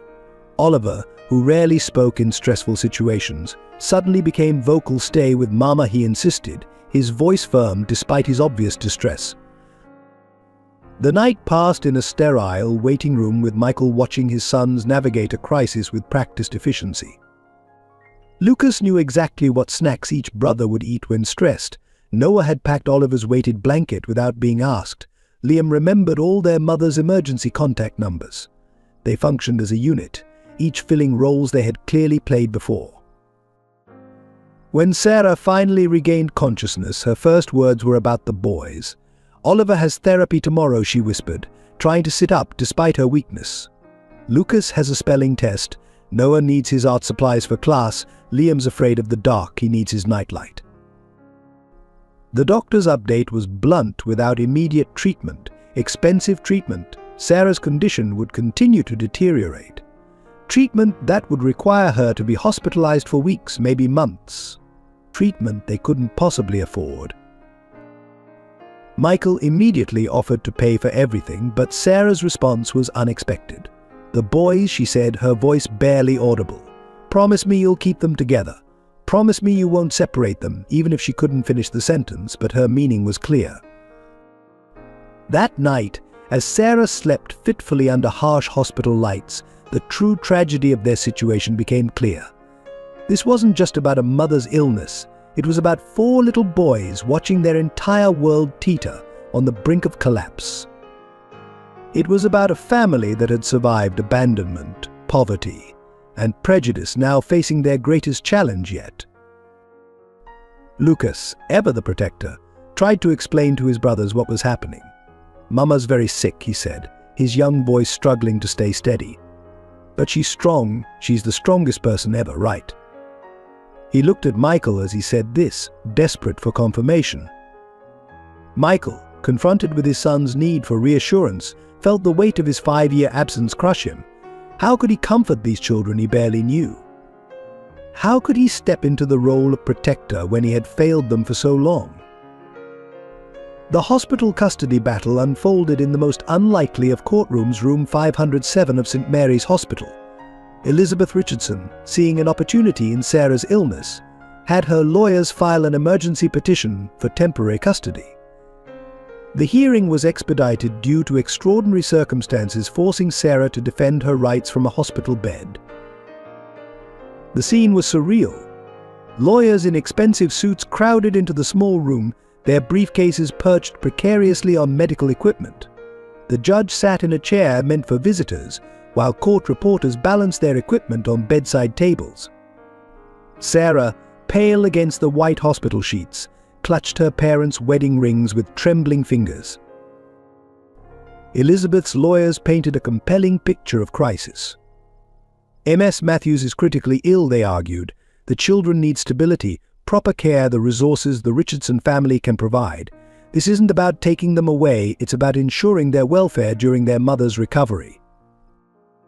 They presented elaborate plans for the boys' care, separate rooms in the Richardson mansion, a team of nannies, immediate enrollment in private schools.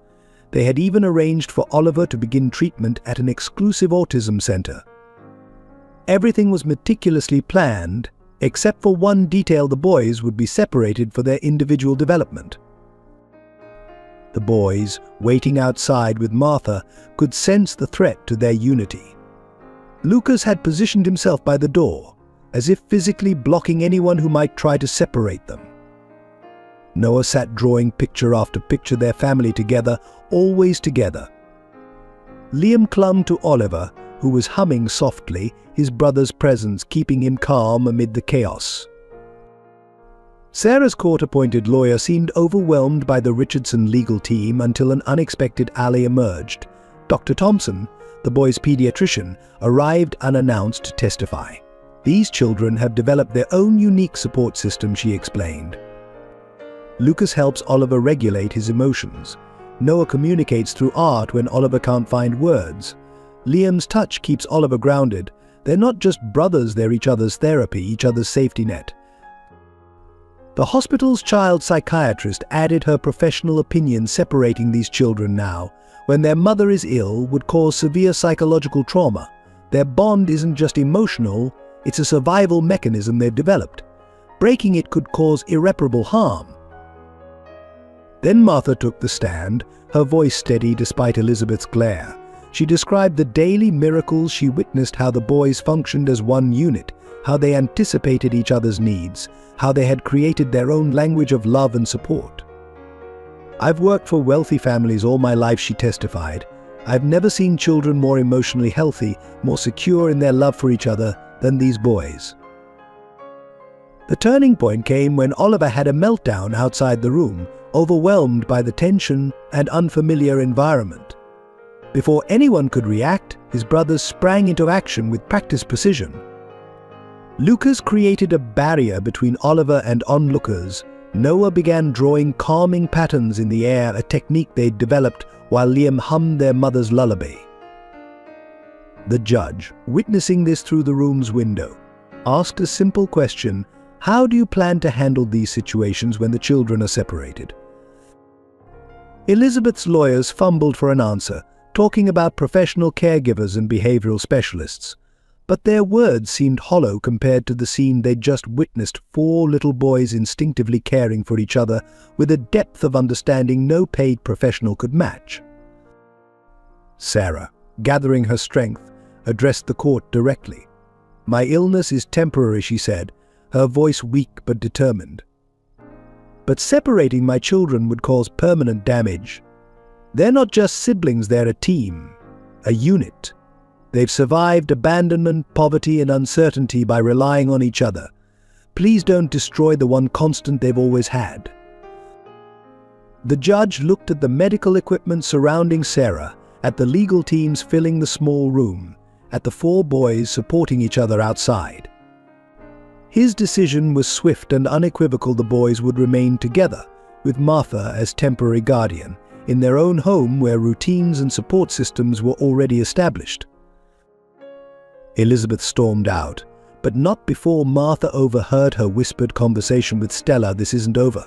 When she's at her weakest, we'll try again." The threat hung in the air, a reminder that some battles aren't won in courtrooms, but in the quiet. Martha's moment of truth arrived at the height of Sarah's health crisis. Standing in the hospital corridor, watching Elizabeth and Stella plot their next move, something finally snapped inside her. She could no longer be a silent witness to their manipulation and cruelty. "Your Honor," Martha announced, walking into Sarah's hospital room where another custody hearing was about to begin, "I request permission to present new evidence." She clutched a worn leather briefcase containing 30 years of secrets.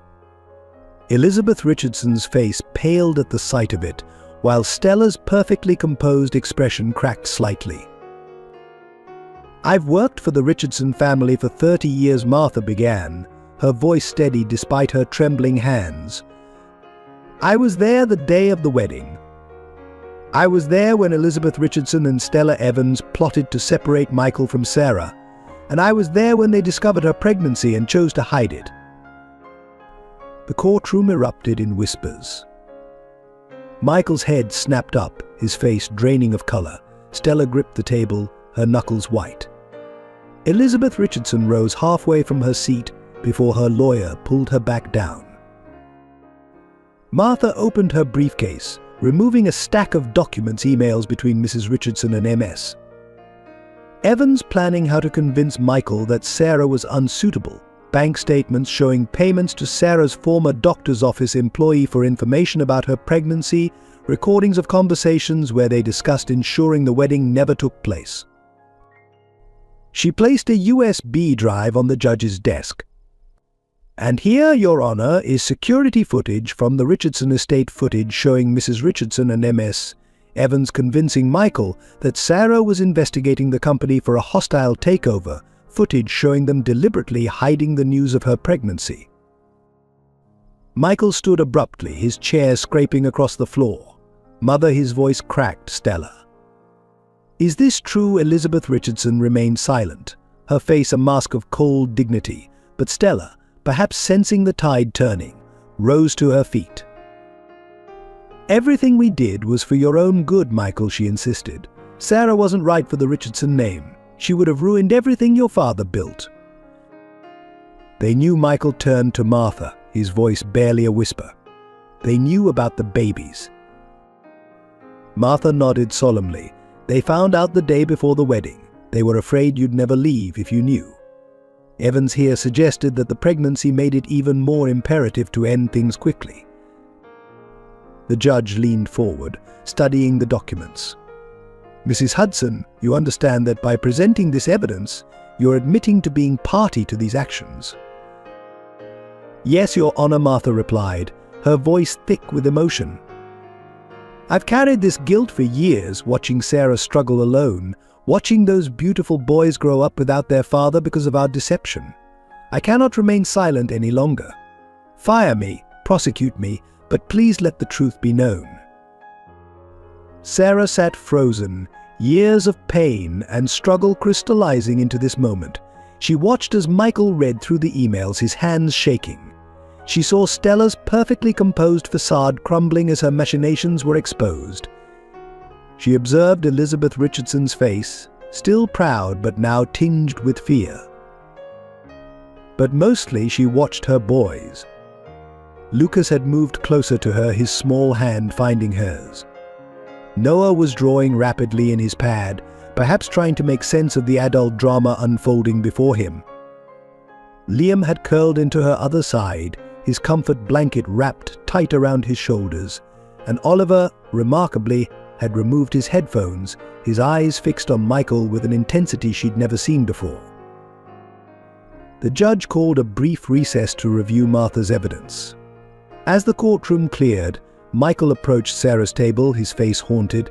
"I didn't know," he said, his voice breaking. "Sarah, I swear I didn't know about the babies. I would never have." Daddy, Oliver's voice, clear and unexpected, cut through the tension. It was the first word he had spoken in court, perhaps the first time he had ever used that word. Everyone froze, watching as Oliver stood examining Michael with that peculiar intensity unique to him.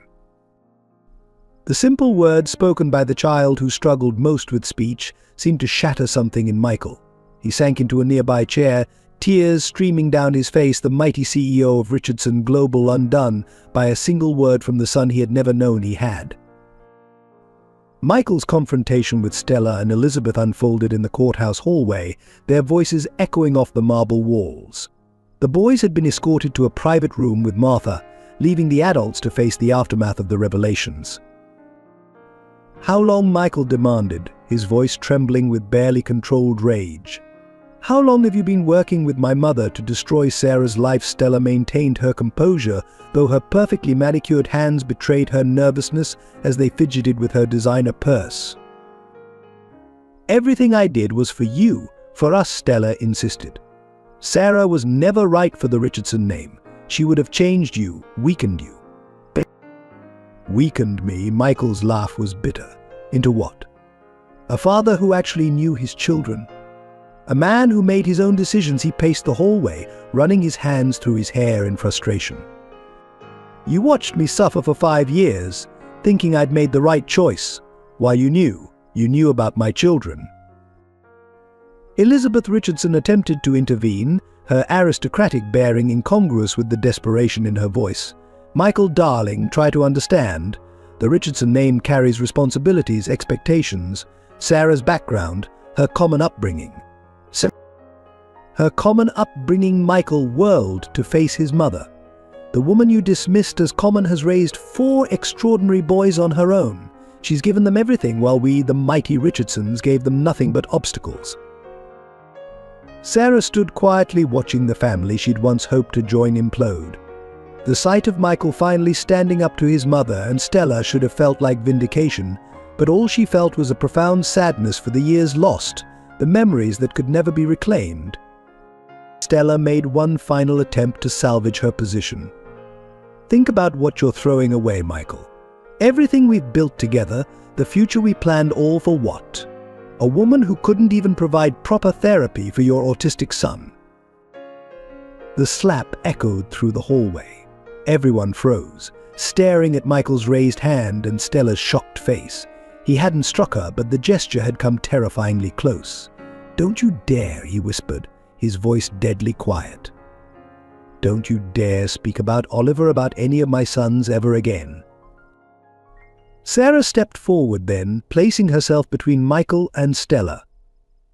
"Violence isn't the answer," she said firmly. "It never is. That's one of the first things I taught our boys. The word "our" hung in the air, heavy with meaning. Michael stepped back, shame replacing anger on his face.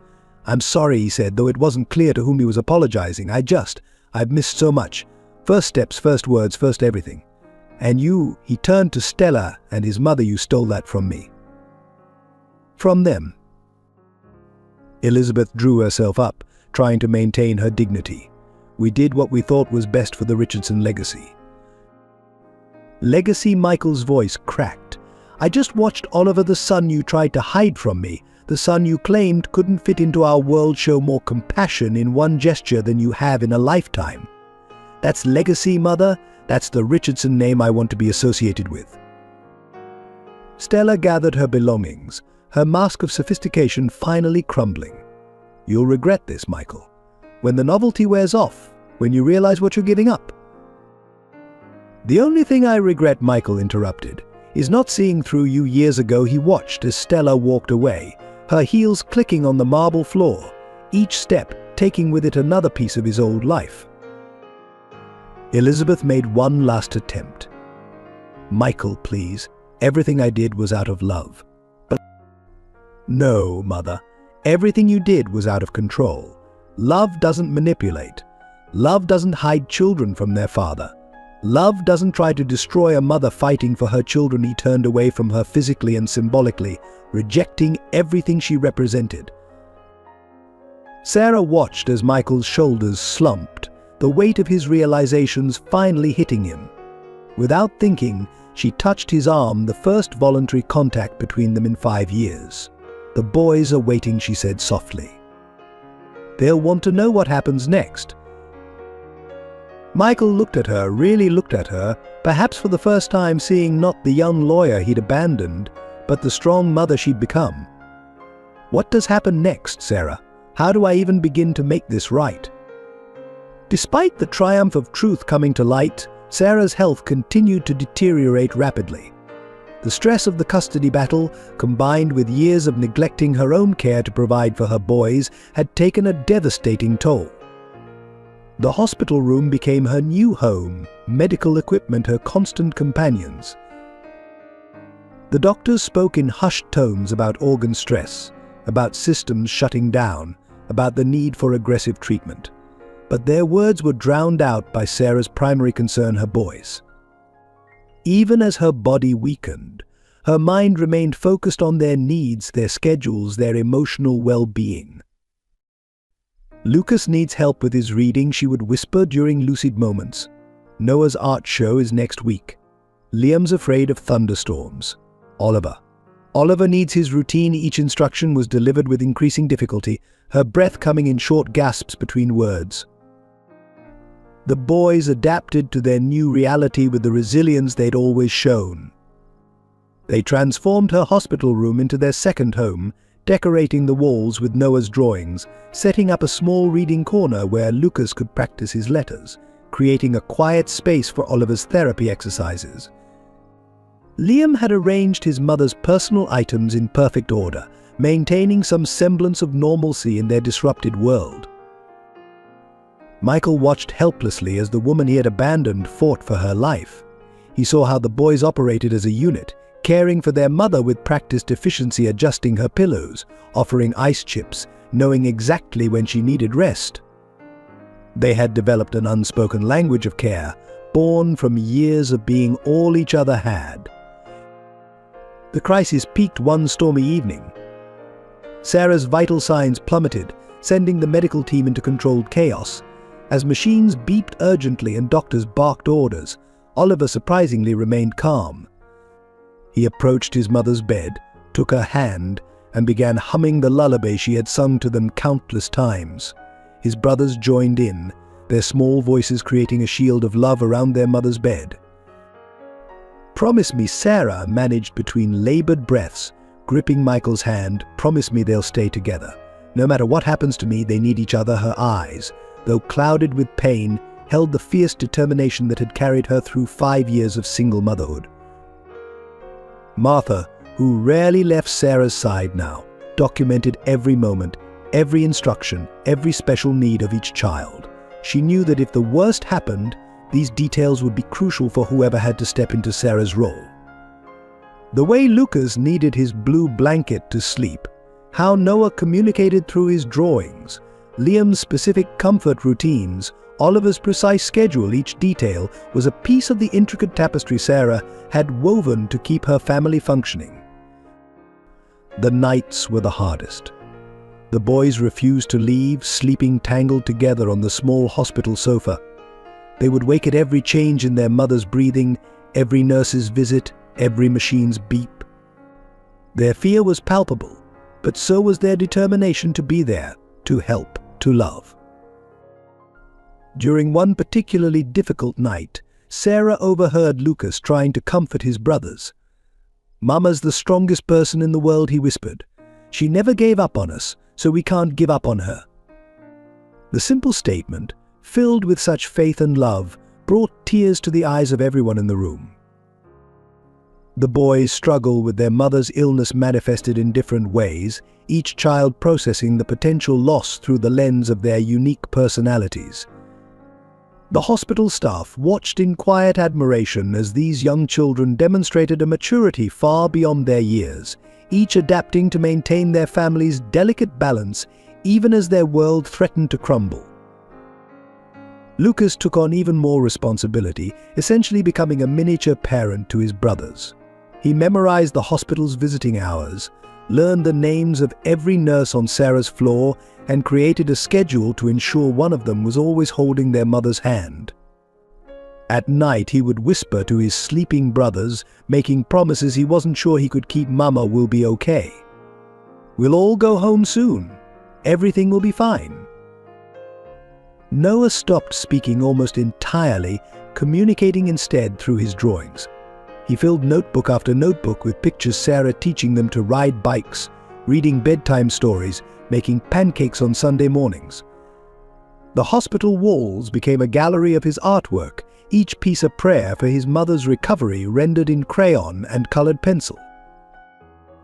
Liam's separation anxiety reached new heights. He became physically ill if forced to leave the hospital, crying until he made himself sick. The child psychologist explained it as a natural response to potential loss. Liam was terrified that if he left, his mother might disappear just as their father had years ago. But it was Oliver's reaction that broke everyone's hearts. His carefully constructed routines shattered by the hospital environment, he retreated further into himself. The progress he'd made in therapy began to reverse. He stopped using his communication cards, refused to make eye contact, and would only eat if the food was arranged in perfect geometric patterns. Michael watched helplessly as his sons grappled with their fear. He tried to help, bringing their favorite foods, offering to read stories, attempting to maintain some semblance of normality. But the boys' ingrained distrust of adults leaving them made his efforts feel hollow. They accepted his presence with wary politeness, but their real trust remained with each other. The nights were the hardest. The boys refused to be separated, sleeping in a tangled heap on the small hospital room sofa. Their dreams were plagued with fears they couldn't articulate during waking hours. Lucas would wake up calling for his mother. Noah would cry silently into his pillow. Liam would check compulsively to make sure everyone was still there. And Oliver would rock himself back to sleep, humming the lullaby Sarah always sang to him. The hospital staff bent rules to accommodate them, moved by their dedication. The night nurse brought extra blankets and snacks, the janitor saved some clean sheets to make their sofa bed more comfortable, and even the stern head of pediatrics turned a blind eye to 4 children essentially living in an adult ward. One particularly difficult night, Oliver had a massive meltdown. The change in routine, the strange environment, and the underlying fear finally became too much. As he screamed and thrashed, the other patients began to complain. Michael moved to intervene, but before he could, his other sons sprang into action with practiced precision. Lucas created a barrier between Oliver and the curious onlookers. Noah quickly drew a picture of their home showing Oliver, where they would all return. Liam began singing their mother's lullaby slightly off-key, but with perfect timing. Their coordinated response, born from years of understanding their brother's needs, gradually helped Oliver calm down. The incident made Michael realize just how much he had missed, how much these boys had learned to depend on each other in his absence. They weren't just brothers, they were a self-contained unit, each playing a vital role in their shared survival. Michael's redemption began not with grand gestures, but with quiet moments of learning and understanding. He spent hours studying Oliver's therapy techniques, watching videos about autism, memorizing his son's triggers and comfort signals. He learned the precise way Lucas needed his sandwiches cut, the specific colors Noah used when he was anxious, and the exact pitch of Liam's favorite lullaby. His first major decision stunned the business world. He resigned as CEO of Richardson Global Enterprises, selling his controlling shares to fund Sarah's treatment and establish a trust for the boys' future care. When Elizabeth protested about destroying his father's legacy, Michael's response was simple: "Dad built this company to provide for his family. I'm doing exactly that." He began spending every possible moment at the hospital, not just visiting but truly participating in his son's daily routines. He learned to recognize Oliver's pre-meltdown signals, to interpret Noah's drawings, to comfort Liam's anxieties, and to support Lucas's protective instincts. Each small success, each moment of connection felt more valuable than any business deal he'd ever closed. The transformation wasn't easy. There were moments of frustration when he couldn't understand Oliver's needs, times when the other boys rejected his attempts at comfort, preferring their established support system. But Michael persisted, learning from each failure, building trust one tiny moment at a time. He set up a makeshift office in the hospital waiting room, managing his remaining business responsibilities around his son's schedules. When board members demanded meetings, he conducted them via phone while helping Noah with his art projects. Important emails were answered during Oliver's therapy sessions, and financial reports were reviewed while watching over his sleeping children. The most significant change came in his understanding of wealth and success. Watching his sons care for each other and their mother with such devotion, he realized that his father's true legacy wasn't the company or the family name, it was the capacity to love and protect family above all else. He saw more value in Lucas's proud smile when he mastered a new word than in any profit margin. His dedication impressed even the hospital staff. They noticed how he studied Sarah's care routines, asking questions about medications and treatments, determined to understand every aspect of her condition. He kept detailed notes about each child's preferences and needs, treating this new role of father with the same thoroughness he had once applied to corporate takeovers. The night Oliver first called him Daddy again, Michael broke down in the hospital chapel. Martha found him there, sobbing quietly. "I don't deserve them," he confessed. "They're extraordinary, and it's all Sarah's doing. What right do I have to step in now?" Martha's response was gentle but firm, the right of a father who's finally learned what matters. "Your boys don't need your money or your name, they need your love, your time, your understanding. That's what you're giving them now." With Sarah's condition worsening, Michael's determination to prove himself worthy of his family only grew stronger. He wasn't trying to replace Sarah, he knew that was impossible. Instead, he worked to create a support system that could help her heal, to build a foundation of security for their children's future. The family's unity faced its greatest test as Sarah's condition reached a critical point. The doctors recommended an experimental treatment, one that offered hope but would require moving her to a specialized facility in another state. The decision threatened to tear apart the delicate balance they had established. The boys reacted with immediate fear to the suggestion of separation. Lucas became the voice of their collective anxiety. "We can't leave Mama alone. We need to be here to help her get better." Noah expressed their distress through a series of dark drawings, their family scattered like leaves in a storm. Liam's nightmares intensified, and Oliver's routines became increasingly rigid, his way of trying to maintain control in a world spinning out of order. Michael faced an impossible choice. The treatment offered the best chance for Sarah's recovery, but moving her meant either uprooting all 4 boys from their school, therapy, and support systems, or separating them from their mother during her most vulnerable time. Every option seemed wrong, every decision fraught with potential damage. The strain began to show in small ways. Lucas started challenging Michael's decisions, questioning every suggestion with the wariness of a child who had learned not to trust easily. Noah withdrew further into his art, his drawings now showing their family divided by dark lines and shadows. Liam's separation anxiety spread to include fear of losing his brothers, and Oliver's progress in therapy stalled completely. Martha watched the situation with growing concern. She saw how the threat of separation was affecting not just the individual boys, but the unique dynamic they had developed. Their instinctive coordination in caring for each other began to fray under the stress of uncertainty. Even their sleeping arrangement changed. Instead of their usual pile on the hospital sofa, they now slept clutching each other as if afraid someone might steal them away in the night. The crisis point came during a family meeting to discuss the transfer. The doctors were explaining the logistics when Oliver, who had been rocking quietly in the corner, suddenly stood and walked to Sarah's bed. With deliberate movements, he took his mother's hand, then reached for Michael's, joining them together. His brothers immediately understood, forming a circle around the bed, their small hands linking to complete the chain. The message was clear even to the medical team: this family needed to stay together. The challenge now was finding a way to make that possible without compromising Sarah's care.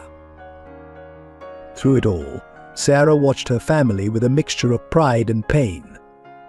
Even in her weakened state, she could see how her boys were teaching Michael what she had learned years ago, that true family meant facing challenges as a unit, that love meant finding ways to stay together even when circumstances tried to pull you apart. In the quiet hours of that night, as the boys slept in their protective circle and Michael kept his vigil by Sarah's bed, Martha shared her observation. "They're showing us the way," she said softly.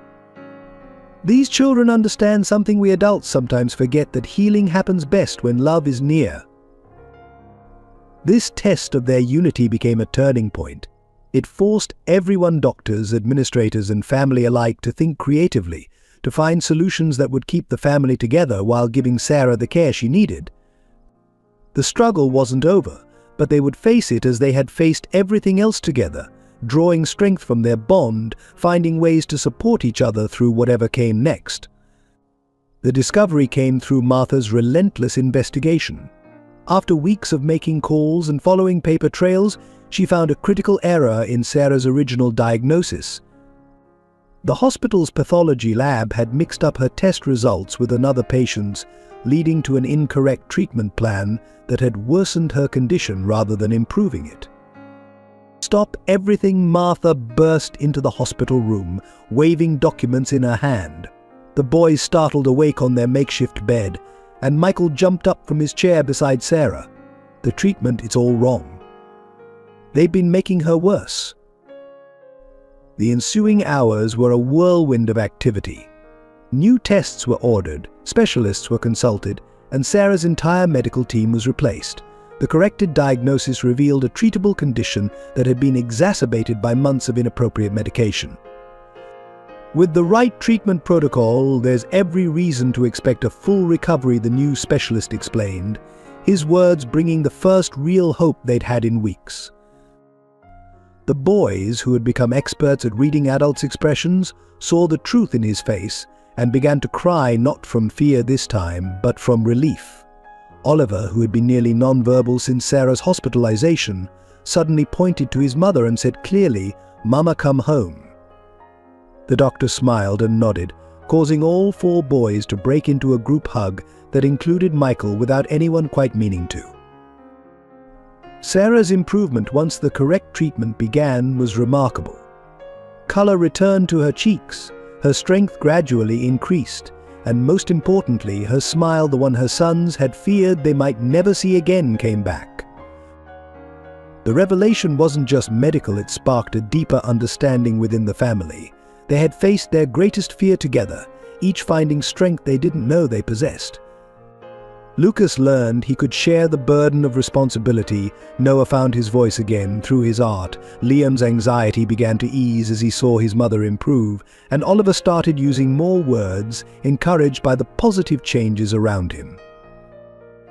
Michael, who had been prepared to move heaven and earth to save Sarah, realized that sometimes the biggest miracles come from simply paying attention to the details others miss. The experience had shown him that being a father wasn't about grand gestures or financial provisions. It was about being present, being patient, and being willing to learn from his children. As Sarah grew stronger, the family dynamics shifted. The boys began to include Michael in their daily routines, not out of necessity but out of choice. They found that their unit of 5 had room to grow to 6, not replacing their bonds but expanding them. Martha, who had never stopped fighting for this family, sat in the corner of the hospital room, watching as 4 excited boys showed their parents the welcome home banner they had made together. Her persistence in questioning the original diagnosis had given these children back their mother, given Sarah back her life, and given Michael a second chance at being the father he should have been all along. The truth was clear: sometimes the greatest reversals of fortune come not from dramatic interventions or expensive treatments, but from the simple act of refusing to accept what seems inevitable. In questioning the diagnosis, Martha had done more than save Sarah's life. She had preserved the heart of a family that had already endured more than its fair share of hardship. The revelation of Elizabeth Richardson's true motives came through a series of long-buried documents that Martha discovered while clearing out the mansion's attic.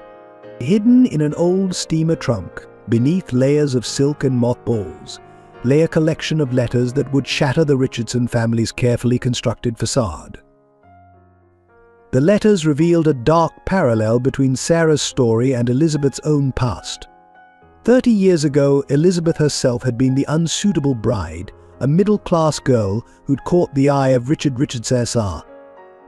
But unlike Sarah, Elizabeth had compromised, allowing her new mother-in-law to reshape her into the perfect Richardson wife, sacrificing her dreams, her identity, and eventually her soul. "I will not watch another Richardson heir throw away his birthright on love," Elizabeth had written in her private diary. "Michael must learn what I learned, that duty to family comes before personal happiness." The bitter irony was clear. In trying to prevent her son from making what she saw as her own mistake, she had become the very thing she had once despised. More damning were the records of Elizabeth's systematic campaign to control every aspect of Michael's life. She had orchestrated his education, his career choices, even his social circle, all leading to the moment when she could prevent him from making what she saw as her own devastating error, choosing love over duty. The most shocking revelation came in a letter Elizabeth had written but never sent to her late husband. "I love our son too much to let him be happy," she had confessed. "Happiness made you weak, made you question the Richardson way. I won't let Michael destroy everything you built because of some romantic notion of love."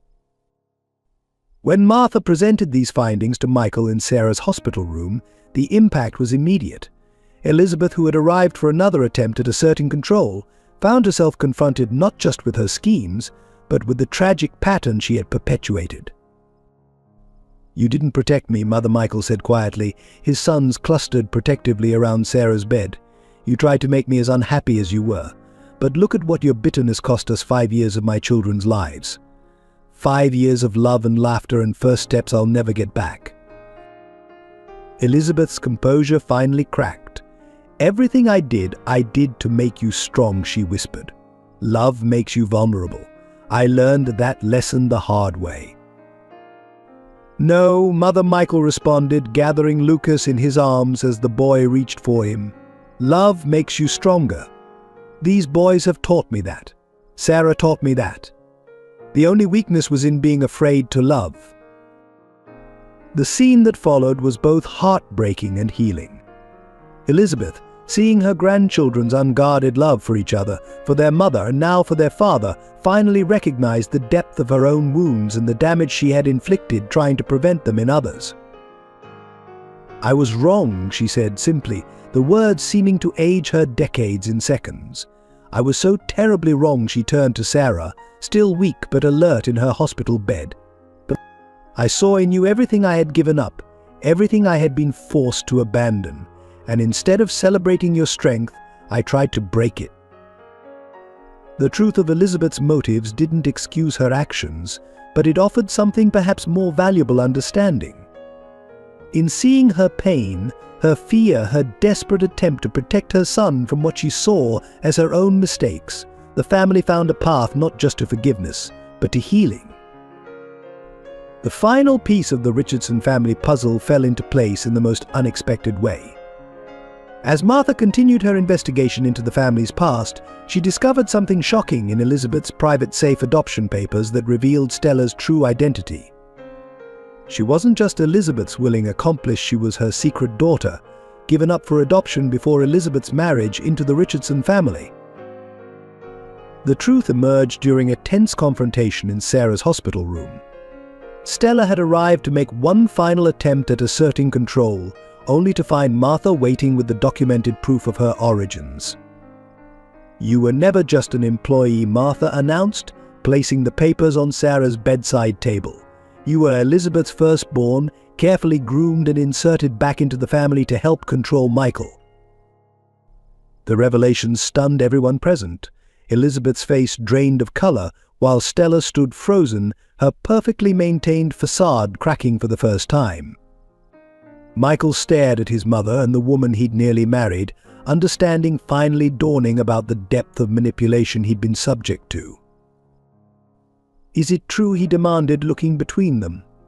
"Was everything, our entire relationship, just another part of Mother's control?"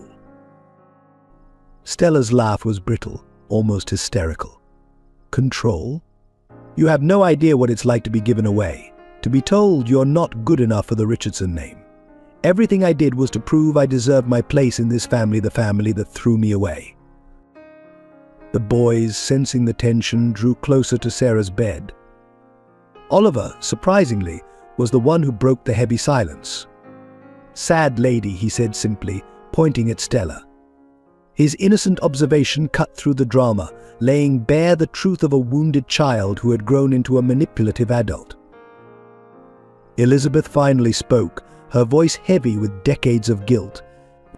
"I was 17 when Stella was born. My parents gave me no choice, adoption or disinheritance.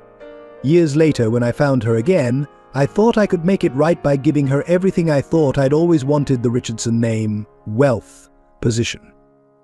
Instead, I turned her into a weapon." "A weapon you aimed at my family," Sarah said quietly from her bed. "At my children." Her words carried no anger, only sadness for the cycle of pain that had nearly destroyed them all. Stella's composure finally shattered completely. "I just wanted to belong," she whispered. "When Elizabeth found me, told me I could have everything, the family, the name, the power, if I just helped her keep the Richardson legacy pure, I convinced myself the end justified the means." The truth of Stella's identity explained so much: her desperate need to prove herself worthy of the Richardson name, her willingness to destroy Sarah's happiness, her obsession with maintaining the family's social standing.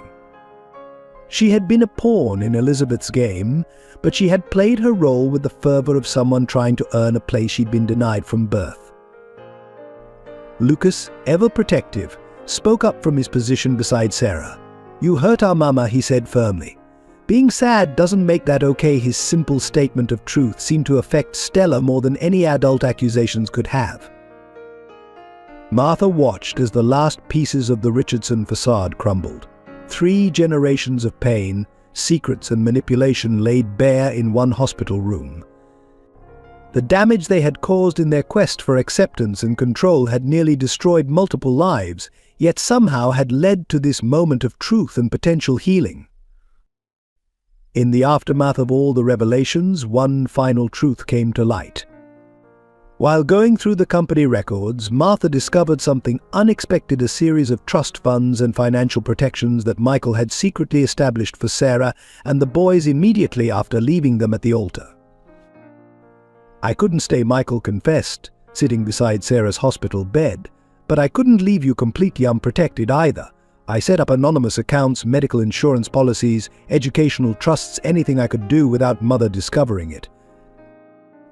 The documentation revealed his careful planning shell companies providing distant financial support, arrangements with hospitals to cover emergency medical care, even a separate corporation that had been quietly paying part of their rent through a complex network of subsidiaries. Every time you thought you'd found a miraculous rent reduction or an unexpected insurance approval, that was me, he explained, his voice thick with emotion. It wasn't enough, it wasn't nearly enough, but it was all I could manage without alerting my mother. Sarah remembered all the times mysterious help had arrived just when they needed it, most the anonymous donation to Oliver's therapy center that covered his treatment, the scholarship fund that appeared at the boys' preschool exactly when she couldn't afford tuition, the housing assistance program that kept them in their apartment during her hardest months. I tracked everything, Michael continued. Every milestone, every struggle, every time you needed help. I couldn't be there physically, but I tried to be there in the only way I knew how. He pulled out a worn notebook filled with carefully documented dates and events, first words, first steps, medical appointments, school achievements. The boys listened intently as their father explained how he had watched over them from afar. Lucas, ever practical, asked, "Why didn't you just come back?" The question hung in the air, heavy with 5 years of absence. "Because I was a coward," Michael admitted. "I let my mother convince me that leaving was protecting you from the Richardson drama, from the public scrutiny, from the business politics. I told myself that financial support was enough, that you were better off without the complications of my family. I was wrong." Martha produced more evidence, security reports showing how Michael had arranged protection for the family without their knowledge, records of private investigators hired not to spy but to ensure their safety, documentation of every time he had intervened behind the scenes to smooth their path. The day Oliver was diagnosed with autism, he said softly, I doubled the support. When Lucas started showing reading difficulties, I funded the school's new literacy program.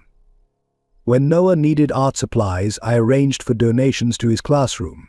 When Liam's anxiety started, I made sure the best child psychologists were available at the clinic. Sarah absorbed this information with mixed emotions.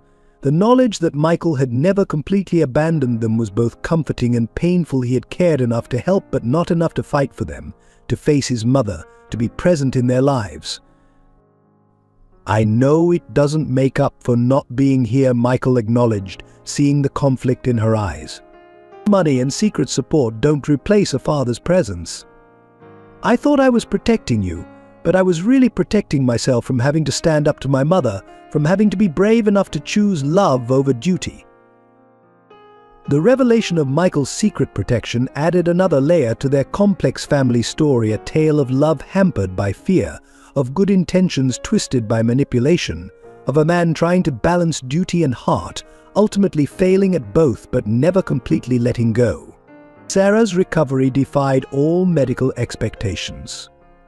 Within 3 months of the correct diagnosis and treatment, she was strong enough to return home, though home had transformed during her hospital stay.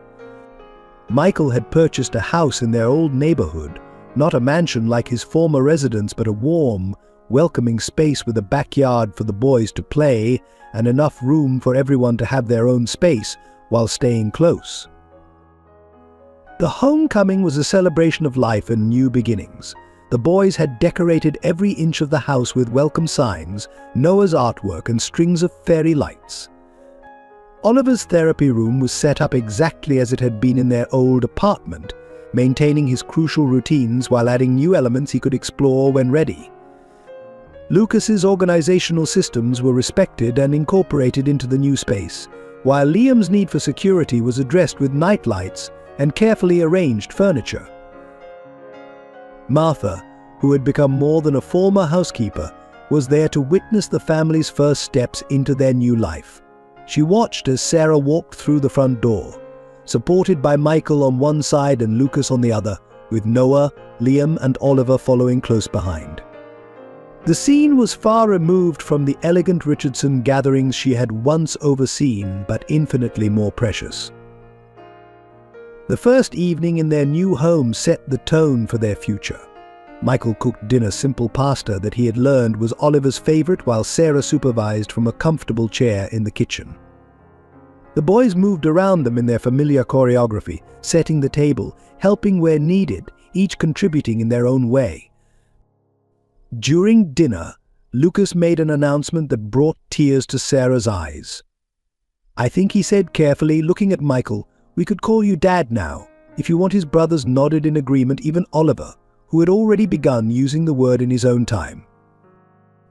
Michael's response was to excuse himself from the table, overwhelmed by emotion. When he returned, his eyes red but smile bright, he found his family waiting patiently, understanding his need to process the moment. This too was new, the freedom to show vulnerability, to be imperfect, to learn and grow together. Family unity crystallized in unexpected moments during Sarah's recovery. The hospital room became a classroom of love, where past hurts began to heal through small daily interactions. The boys, who had been their own tight unit for so long, gradually expanded their circle to include Michael, not as a replacement for their established bonds, but as an addition to their complex family dynamic. The most profound example came during one of Sarah's therapy sessions. Oliver, who had been watching his mother's struggle with physical exercises, suddenly took Michael's hand and placed it next to his own on Sarah's shoulder, a gesture of shared support that brought tears to everyone's eyes. His brothers, following his lead, joined in, creating a chain of small hands linking mother and father. The crisis had forced them all to adapt, to find new strengths and let go of old fears. Lucas discovered he could share the weight of responsibility without losing his role as protector. Noah began incorporating Michael into his drawings, first as a shadow in the background, then gradually as a full figure standing with the family. Liam's nightmares decreased as he realized that sometimes people who leave can come back and stay. Sarah watched this transformation from her hospital bed, her heart both aching and healing, as she witnessed Michael learning the intricate dance of parenting their unique children. He made mistakes, using the wrong color cup for Oliver's juice, forgetting Lucas's homework routine, mixing up Noah's art supplies, but his willingness to learn from these errors spoke louder than any perfect performance could have. Martha, who had been their constant support, saw the family healing in quiet moments, Michael reading bedtime stories with different voices for each character, just as Sarah always had, the boys teaching him their secret language of gestures and inside jokes. Sarah offering gentle guidance without taking over. The hospital staff noticed the change too. The night nurse commented on how the boys now slept more peacefully, still in their pile on the sofa, but with space created for Michael to sit nearby. The pediatric therapist remarked on Oliver's increased communication, noting how he now had two parents to practice his words with. One particularly meaningful moment came when Lucas fell asleep during his nightly vigil by Sarah's bed. Instead of waking him to move to the sofa with his brothers, Michael simply covered him with a blanket and took over his watch. When Lucas woke briefly, he didn't panic at finding Michael in his spot. He simply nodded and went back to sleep, a small but significant display of trust. Justice came not through courts or legal battles, but through the quiet power of truth and love.